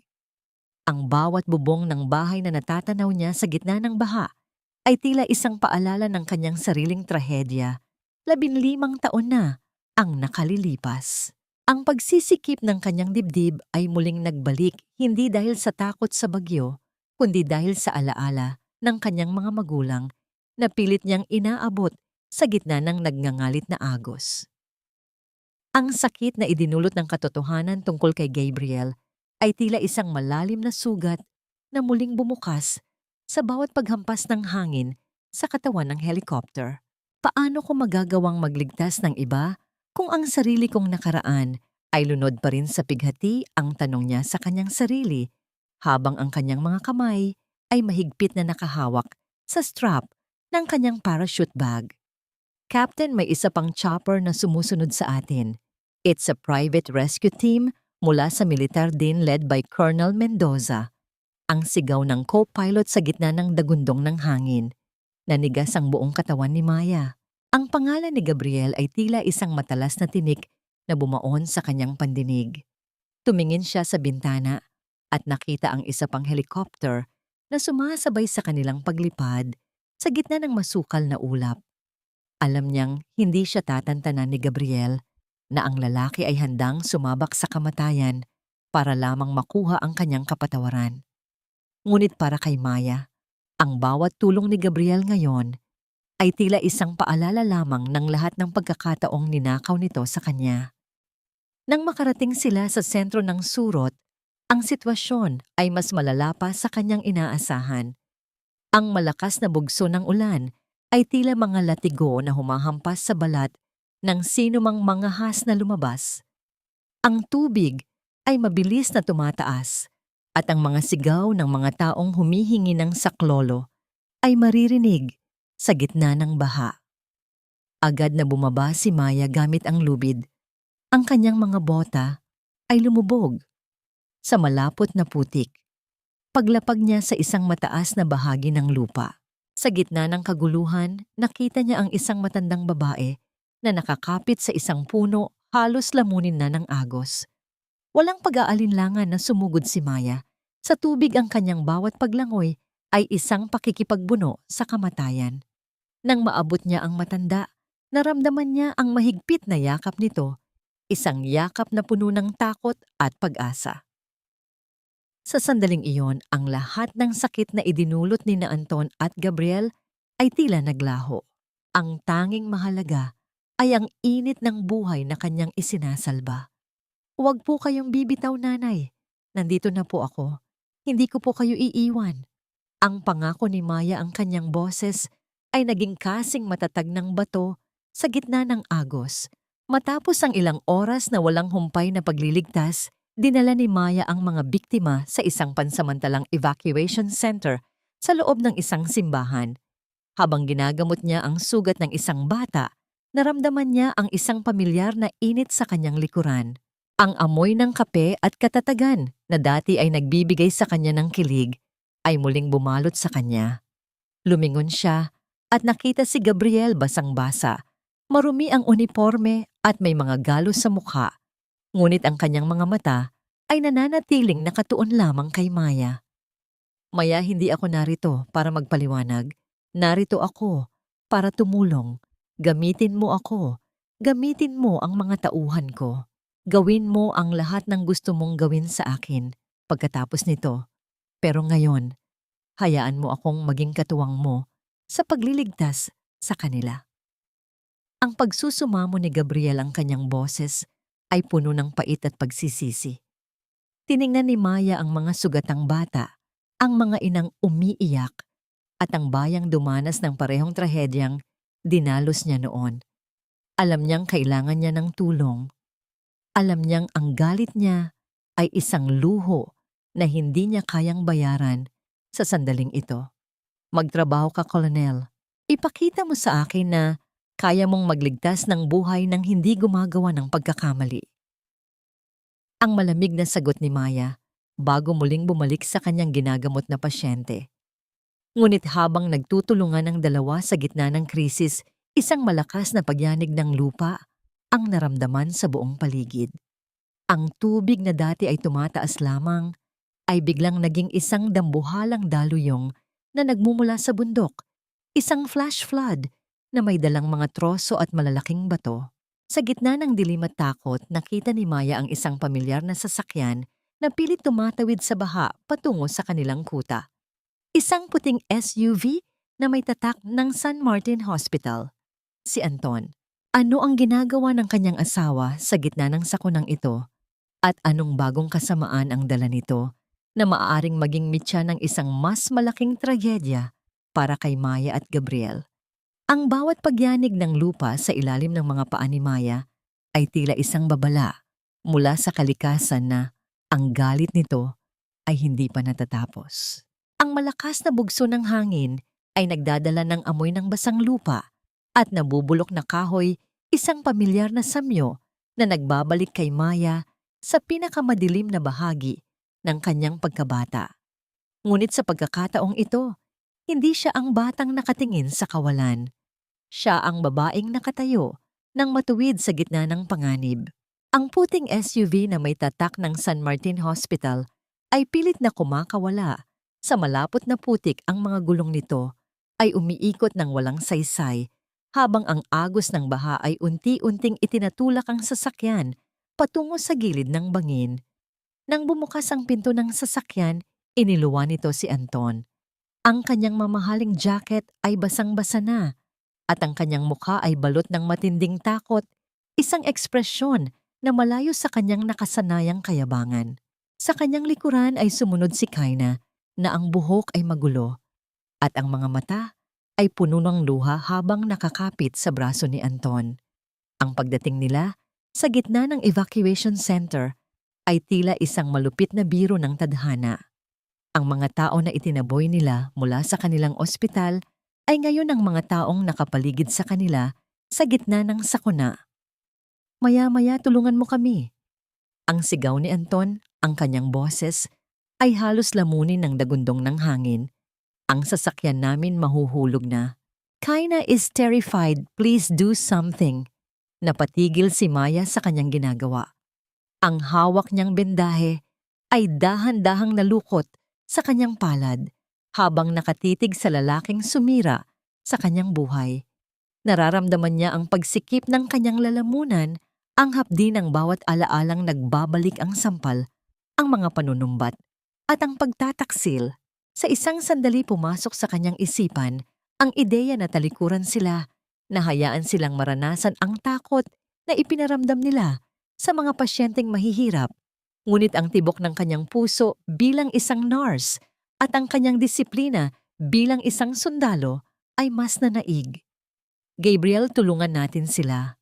Ang mahinang sabi ni Maya, ngunit ang bawat salita ay may bigat ng isang desisyong hindi kayang baliin. Hindi kumibo si Gabriel. Ang kanyang mga mata ay nananatiling nakatitig kay Anton. Nang may matinding puot ang kanyang mga kamao, ay nakakuyom hanggang sa mamuti ang kanyang mga kasukasuan. Alam ni Gabriel na ang lalaking nasa harap niya ang dahilan kung bakit labis na nagdusa si Maya. Ngunit nang maramdaman niya ang malambot na paghawak ni Maya sa kanyang braso, ang kanyang galit ay dahan-dahang humupa, napalitan ng paghanga sa kadakilaan ng babaeng kanyang minamahal. Kung iyan ang gusto mo, Captain, susunod ako. Ang sagot ni Gabriel bago mabilis na kumuha ng mga kagamitang pang-rescue. Sa ilalim ng malakas na buhos ng ulan, nagtulungan sina Maya at Gabriel. Ang bawat hakbang nila sa putikan ay pakikipagsapalaran sa kamatayan. Nang maabot nila ang sasakyan, agad na inalalaya ni Gabriel si Anton, habang si Maya naman ang humawak sa nanginginig na kamay ni Kaina. Ang bawat bahagi ng pagkatao ni Maya ay nandidiri sa pagkakadikit ng kanilang balat, ngunit ang kanyang profesionalismo ay naging baluti niya laban sa sariling emosyon. Nang mailayo na sila sa panganib at makarating sa loob ng matatag na bahagi ng simbahan, napaupo si Anton sa sahig, humihingal at nanginginig. Tumingin siya sa paligid at nakita ang mga mata ng mga taong kanyang minaltrato noon. Ang kahihiyan ay dahan-dahang gumapang sa kanyang mukha. Bakit ka narito, Anton? Bakit kayo nasa gitna ng bagyong ito? Ang tanong ni Maya, ang kanyang boses ay kasing lamig ng tubig baha sa labas. Mommy, Mommy sent us. Ang pautal-utal na sagot ni Anton habang hindi makatingin ng diretso kay Maya. The hospital is in trouble. Maraming investors ang bumitaw matapos ang balita tungkol sa'yo. She thought if we come here and show people na tumutulong kami sa rescue, baka mabalik ang tiwala nila. She forced me to bring medical supplies but we got trapped. Isang mapait na ngiti ang kumawala sa mga labi ni Maya. Ang kanyang biyenan ay handang itaya ang buhay ng sariling anak para lamang sa imahe ng kanilang negosyo. Ang katusuhan ni Doña Helena ay wala talagang hangganan. Ginamit niyo pa ang sakunang ito para sa publicity. Ang hindi makapaniwalang tanong ni Gabriel, ang kanyang boses ay tila isang malalim na babala.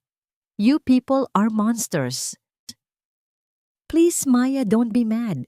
Ang pagsusumamo ni Kaina na ngayon ay tila isang basang sisiw. Gusto lang naman naming tumulong kahit na napilitan lang kami. We have the supplies sa SUV pero hindi namin mailabas. Hindi na sila pinansin ni Maya. Bumalik siya sa pag-aalaga sa mga biktima, ang kanyang bawat kilos ay puno ng biyaya at lakas, na tila ba ang presensya ni Anton ay wala ng kapangyarihan sa kanya. Ngunit sa gitna ng kanyang pagtatrabaho, naramdaman ni Maya ang isang matalas na titig mula sa sulok ng simbahan. Isang matandang lalaki na may suot na lumang kwintas na kapareho nang nawala ni Maya ay dahan-dahang lumalapit sa kanya. Ang matanda ay tumigil sa harap ni Maya at hinawakan ang kanyang kamay. Ang kanyang mga mata ay puno ng luha at pagkilala. Ikaw ang batang babae mula sa kuta ng surot 15 taon na ang nakalilipas. Ang batang hindi binitawan ng aking anak hanggang sa huling hininga niya. Napatigil ang mundo ni Maya. Tumingin siya kay Gabriel at pagkatapos ay sa matandang lalaki. Ang lihim na pilit itinatago ni Gabriel ay tila unti-unti nang hinuhubaran ng katotohanan. Ano po ang ibig ninyong sabihin? Ang nanginginig na tanong ni Maya. Ang anak ko, si Gabriel. Hindi siya ang nagbigay ng maling coordinates, Maya. Ang sabi ng matanda sa gitna ng katahimikan ng simbahan, ipinadala siya ng kanyang mga superior sa maling lugar para iligtas ang ibang tao at pinilit siyang manahimik tungkol dito para protektahan ang dangal ng militar. 15 taon siyang nagdala ng kasalanang hindi naman niya ginawa para lang hindi ka mawalan ng tiwala sa serbisyong minahal mo. Tumingin si Maya kay Gabriel na ngayon ay nakatungo at hindi makapagsalita. Ang bawat hibla ng pagdududa sa puso ni Maya ay tila biglang napalitan ng isang matinding hapdi at pagsisisi. Ang lalaking itinuring niyang dahilan ng kanyang pighati ay ang lalaki palang nagsakripisyo ng sariling dangal para sa kanya. Ngunit bago pa man makapagsalita si Maya, isang malakas na tunog ng pagguho ng lupa ang narinig mula sa likuran ng simbahan. Ang pader na bato ay nagsimulang magbitak at ang tubig ay mabilis na pumasok sa loob. Sa gitna ng kaguluhan, nakita ni Maya si Anton na pilit na inuuna ang sariling kaligtasan habang isang malaking piraso ng kisame ang bumabagsak sa direksyon ni Kaina at ng ilang mga bata. Sino ang ililigtas ni Maya sa gitna ng muling pagsubok ng tadhana at kakayanin ba ng kanyang puso na tanggapin ang katotohanang higit pa sa kanyang inaasahan? Ang bawat pagyanig ng lupa ay tila isang malakas na babala mula sa kaibuturan ng kalikasan na nagpaparamdam ng kawalan ng katiyakan sa bawat pusong naroroon. Ang mga pader na bato ng lumang simbahan na nagsilbing santuwaryo sa loob ng mahabang panahon ay nagsisimulang magpakita ng mga bitak na tila mga sugat na ayaw ng maghilom. Ang himpapawid ay napuno ng mga tinig ng pagmamakaawa at takot habang ang tubig mula sa labas ay marahas na pumapasok dala ang malapot na putik at mga labi ng naguhong bundok. Sa gitna ng kaguluhang ito, si Maya ay nanatiling matatag ang kanyang mga mata. Ay mabilis na nagmamasid kung sino ang dapat unahin sa gitna ng panganib. Nakita ni Maya ang pagtakbo ni Anton patungo sa kabilang pintuan. Ang lalaking minsan niyang tinawag na asawa ay mabilis na tumatalikod sa bawat responsibilidad.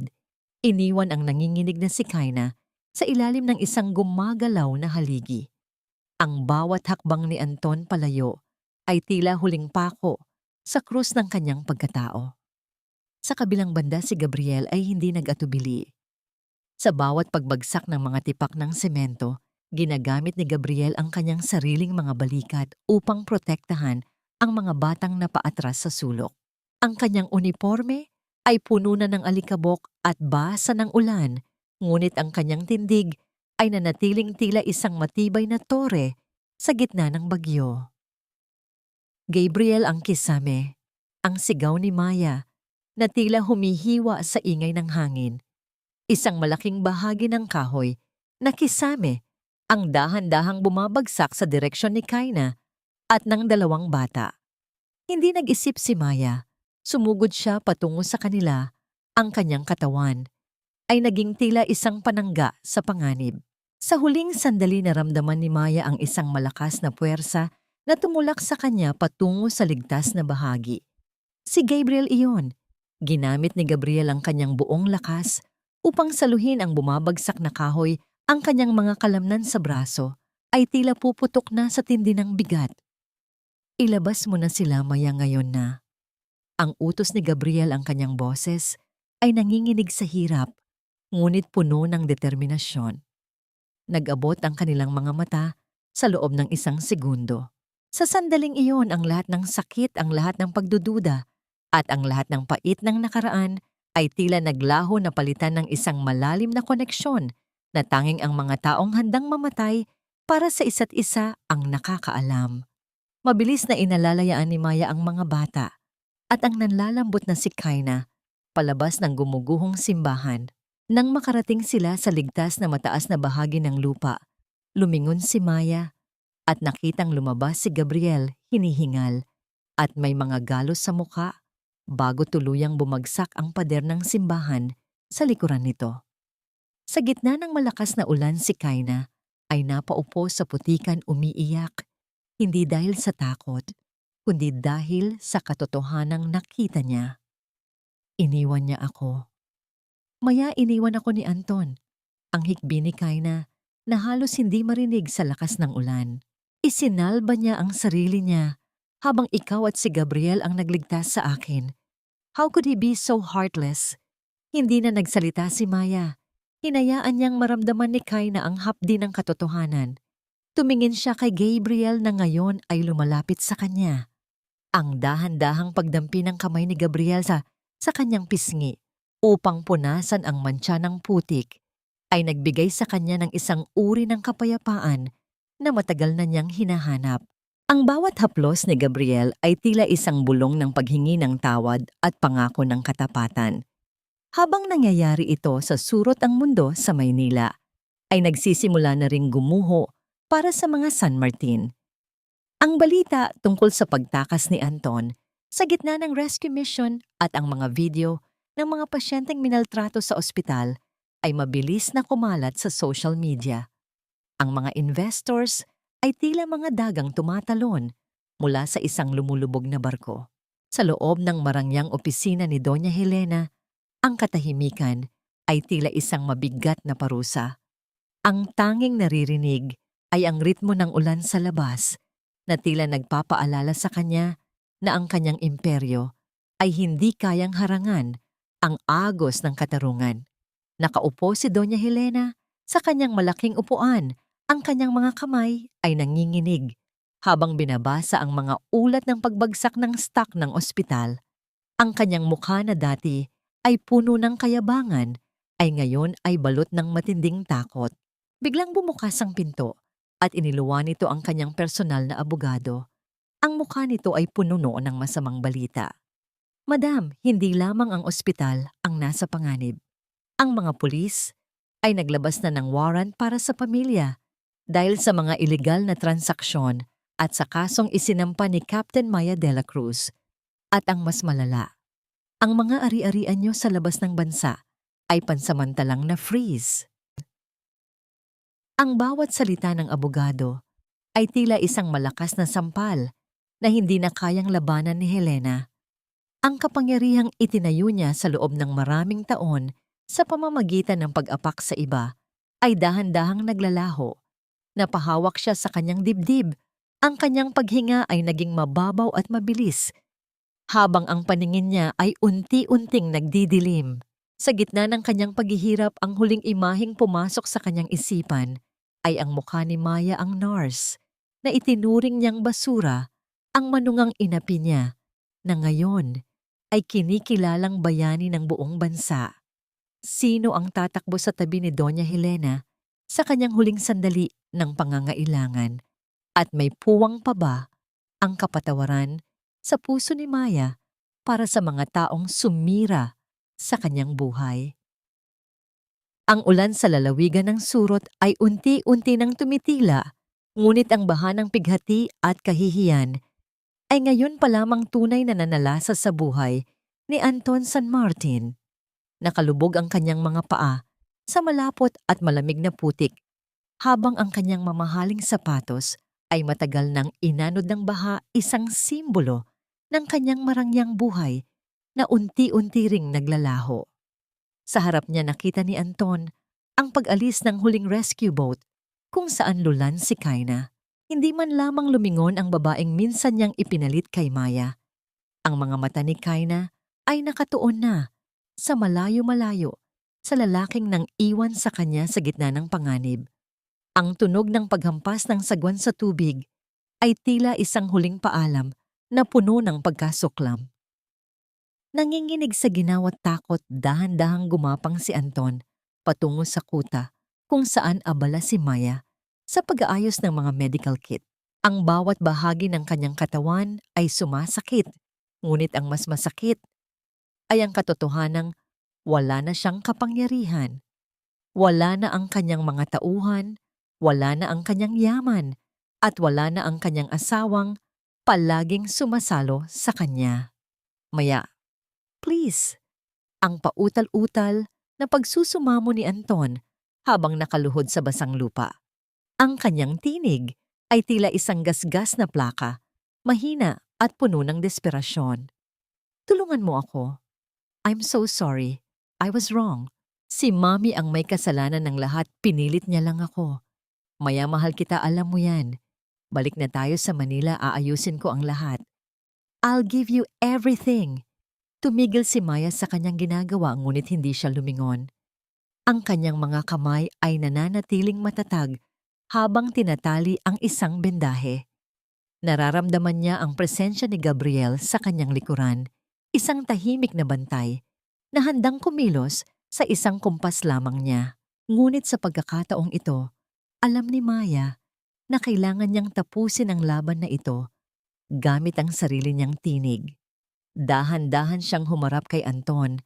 Ang kanyang mga mata ay hindi nagpapakita ng galit, kundi isang malalim at nakatutulig na awa.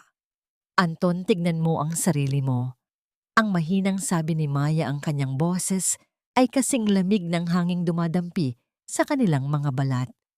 Nakaluhod ka sa putikan, hindi dahil nagsisisi ka, kundi dahil wala ka ng matakbuhan. You're not sorry for hurting me, Anton. You're only sorry because you lost. Ang pag-ibig na sinasabi mo, itinapon mo na yan nung hinayaan mong sampalin ako ng nanay mo sa harap ng maraming tao. Itinapon mo na yan nung mas pinili mong iligtas ang sarili mo kaysa sa mga taong umaasa sa'yo. Maya, please. My mom, she's sick. Nabalitaan ko sa radyo. She had a stroke. Kailangan niya tayo.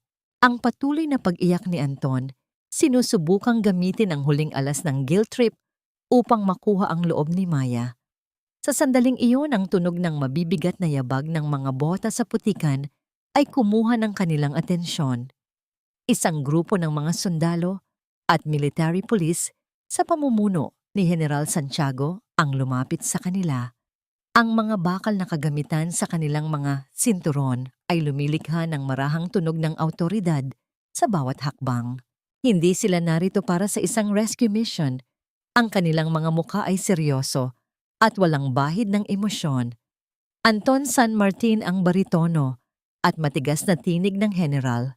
You are under arrest for multiple counts of fraud, illegal medical practices, and grave misconduct. May warrant din kami para sa iyong ina, si Doña Helena, na kasalukuyang nasa ilalim ng hospital arrest sa Manila. Ang inyong imperyo ay tapos na. Nanigas si Anton. Ang tanging naririnig sa buong paligid ay ang mahinang pagpatak ng tubig mula sa mga dahon ng puno, tila mga luhang hindi na kayang pigilin ng langit. Ang tunog ng paglapat ng mga bakal na posas sa mga pulso ni Anton ay tila ang tunog ng pagsasara ng pintuan ng impyernong siya mismo ang gumawa. Habang hinihila siya ng mga sundalo palayo, pilit pa rin siyang lilingon kay Maya, ngunit ang kanyang asawa ay tinalikuran na siya ng tuluyan. Tumingin si Maya kay Gabriel, na ngayon ay lumapit at dahan-dahang ipinatong ang isang makapal na kumot sa kanyang mga balikat. Ang init na nagmumula sa haplos ni Gabriel ay tila isang gamot na dahan-dahang tumutunaw sa yelo sa puso ni Maya. Sa gitna ng pagkawasak ng pamilya, San Martin, natagpuan ni Maya ang isang uri ng katahimikan na matagal na niyang ipinagkait sa sarili. Tapos na ang lahat, Maya. Malaya ka na. Ang bulong ni Gabriel, ang kanyang boses, ay puno ng tamis at pangako. Ngunit bago sila makahakbang palayo, isang huling mensahe ang dumating sa radyo ni Gabriel. Isang emergency call mula sa Manila. Ang Benviento niyan San Martin ay opisyal ng isinara at ang mga pasyenteng naroon ay kailangang ilipat sa ibang pasilidad sa kakulangan ng pondo at tauhan. Kabilang sa mga pasyenteng ito ay ang isang matandang babaeng hindi makapagsalita at hindi maigalaw ang kalahati ng katawan, si Doña Helena, na ngayon ay nakaratay sa mismong charity ward na dati ay itinuturing niyang lugar para sa mga basura. Haharapin ba ni Maya ang huling pagsubok ng kanyang puso, ang bisitahin ang babaeng sumira sa kanya, o tuluyan na siyang maglalakad patungo sa bagong buhay kasama si Gabriel nang hindi nalilingon pa sa nakaraan? Ang amoy ng luma at matapang na disinfectant sa pampublikong ospital ay tila isang malupit na paalala ng katotohanan na hindi kayang takpan ng anumang pabango ng karangyaan. Naglalakad si Maya sa mahabang pasilyo ng charity ward, kung saan ang ingay ng mga bentilador na tila nahihirapang umikot at ang mahinang daing ng mga pasyente sa bawat kama ay naghahalo sa hangin. Ang bawat hakbang ng kanyang mga sapatos sa bitak-bitak na semento ay lumilikha ng isang matatag na ritmo, isang tunog na malayo sa nanginginig na mga hakbang niya noon sa mansyon ng mga San Martin. Hawak niya ang isang maliit na basket ng prutas, hindi dahil sa tungkulin, kundi dahil sa isang pangangailangang tapusin ang lahat ng ugnayan sa kanyang nakaraan. Huminto siya sa tapat ng isang kama sa dulo ng silid. Doon nakaratay ang isang matandang babae na tila naging anino na lamang ng kanyang dating sarili. Si Doña Helena, na dati ay naglalakad, na tila pag-aari niya ang mundo, ay ngayon ay nakatingin lamang sa kisame. Ang kanyang kalahating katawan ay hindi na maigalaw at ang kanyang mga labi ay bahagyang nakangiwi dahil sa stroke. Ang kanyang mga mata na dati ay naglalabas ng matatalim na kidlat ng puot ay ngayon ay puno ng isang uri ng takot na tanging ang mga taong nakaharap na sa sariling kawalan ang nakakaalam. Nang maramdaman ni Helena ang presensya ni Maya, dahan-dahan niyang inilingon ang kanyang ulo. Ang bawat paggalaw ng kanyang mga mata ay tila isang mabigat na pagsisikap. Nakita ni Maya ang pagdausdos ng isang butil ng luha mula sa gilid ng mata ng matandang babae, isang luhang hindi humihingi ng patawad, kundi nagpapakita ng matinding kahihiyan. I'm not here to gloat, Mom. I mean, Helena. Ang mahinang panimula ni Maya ang kanyang boses ay walang halong pait o paghihiganti. Tanging isang malalim na kapayapaan ang nananahan doon. Nabalitaan ko ang nangyari kay Anton. He will be facing the consequences of his actions for a long time.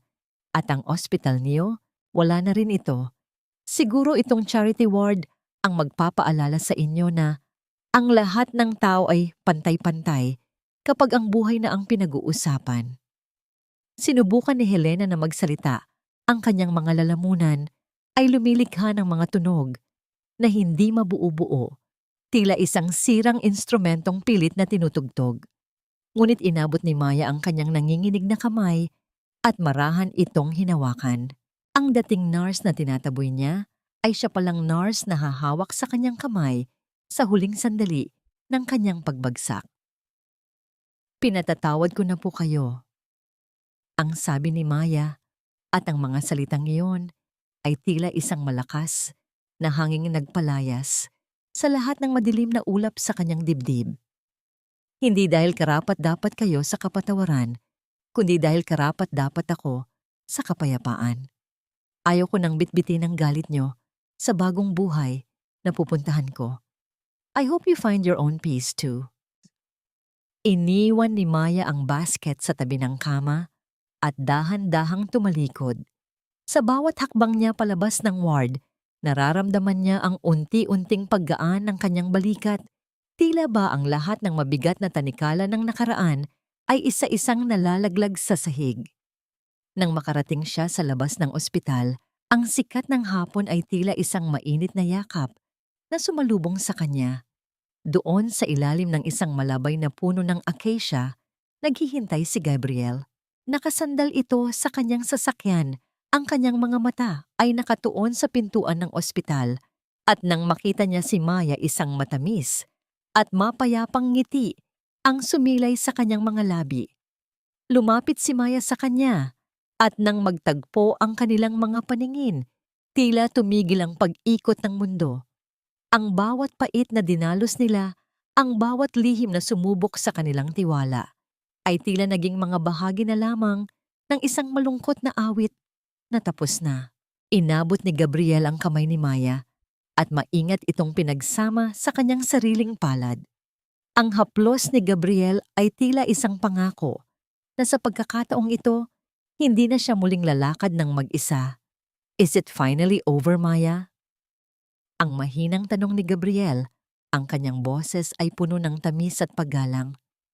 Yes, Gabriel, it's finally over, ang sagot ni Maya habang nakatingin sa abot tanaw kung saan ang langit ay nagbibigay ng kulay rosas at lila na liwanag.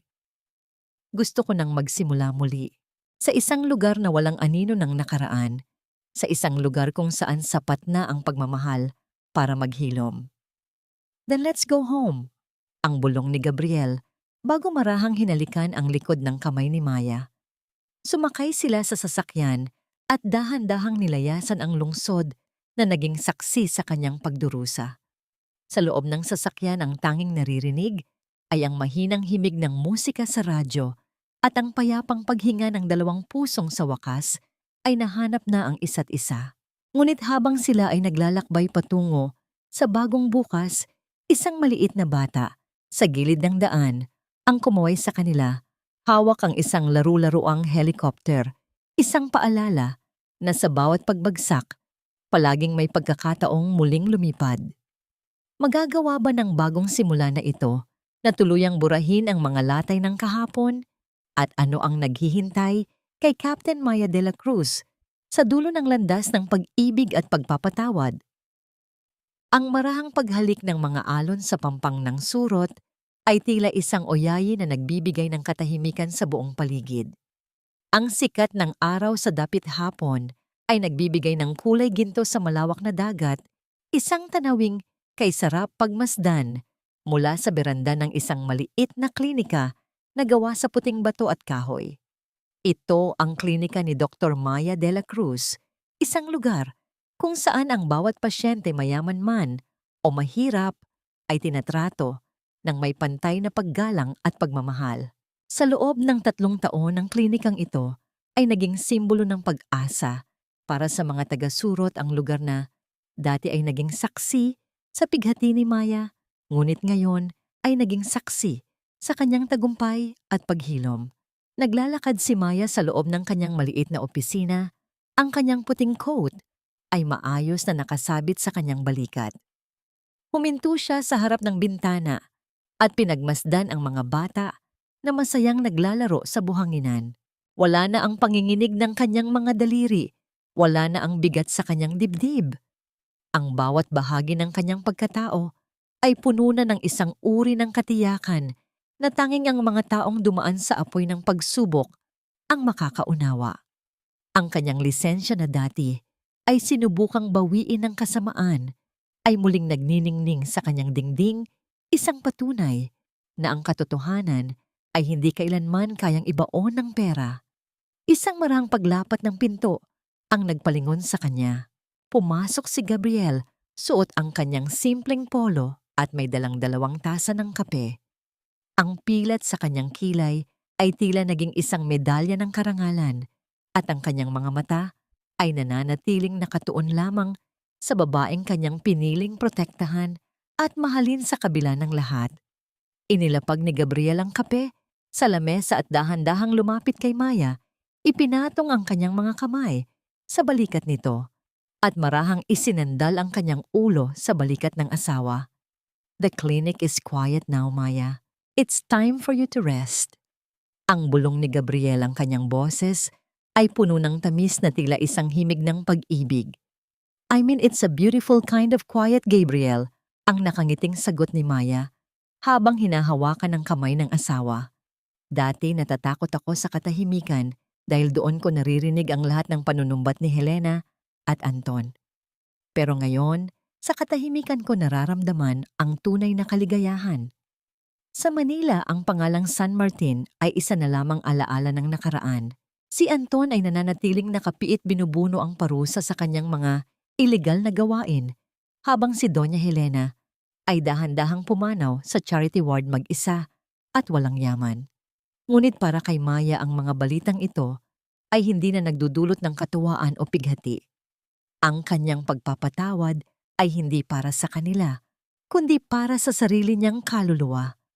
Ang pagpapatawad ang naging susi upang tuluyan niyang mabuksan ang pintuan ng kanyang bagong buhay. "You know, Gabriel,"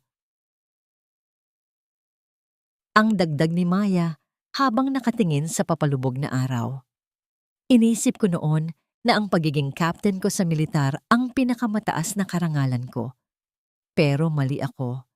Ang pinakamataas na karangalan ay ang mahanap ang sarili ko muli at ang mahalin ng isang taong nire-respeto ang bawat hibla ng aking pagkatao."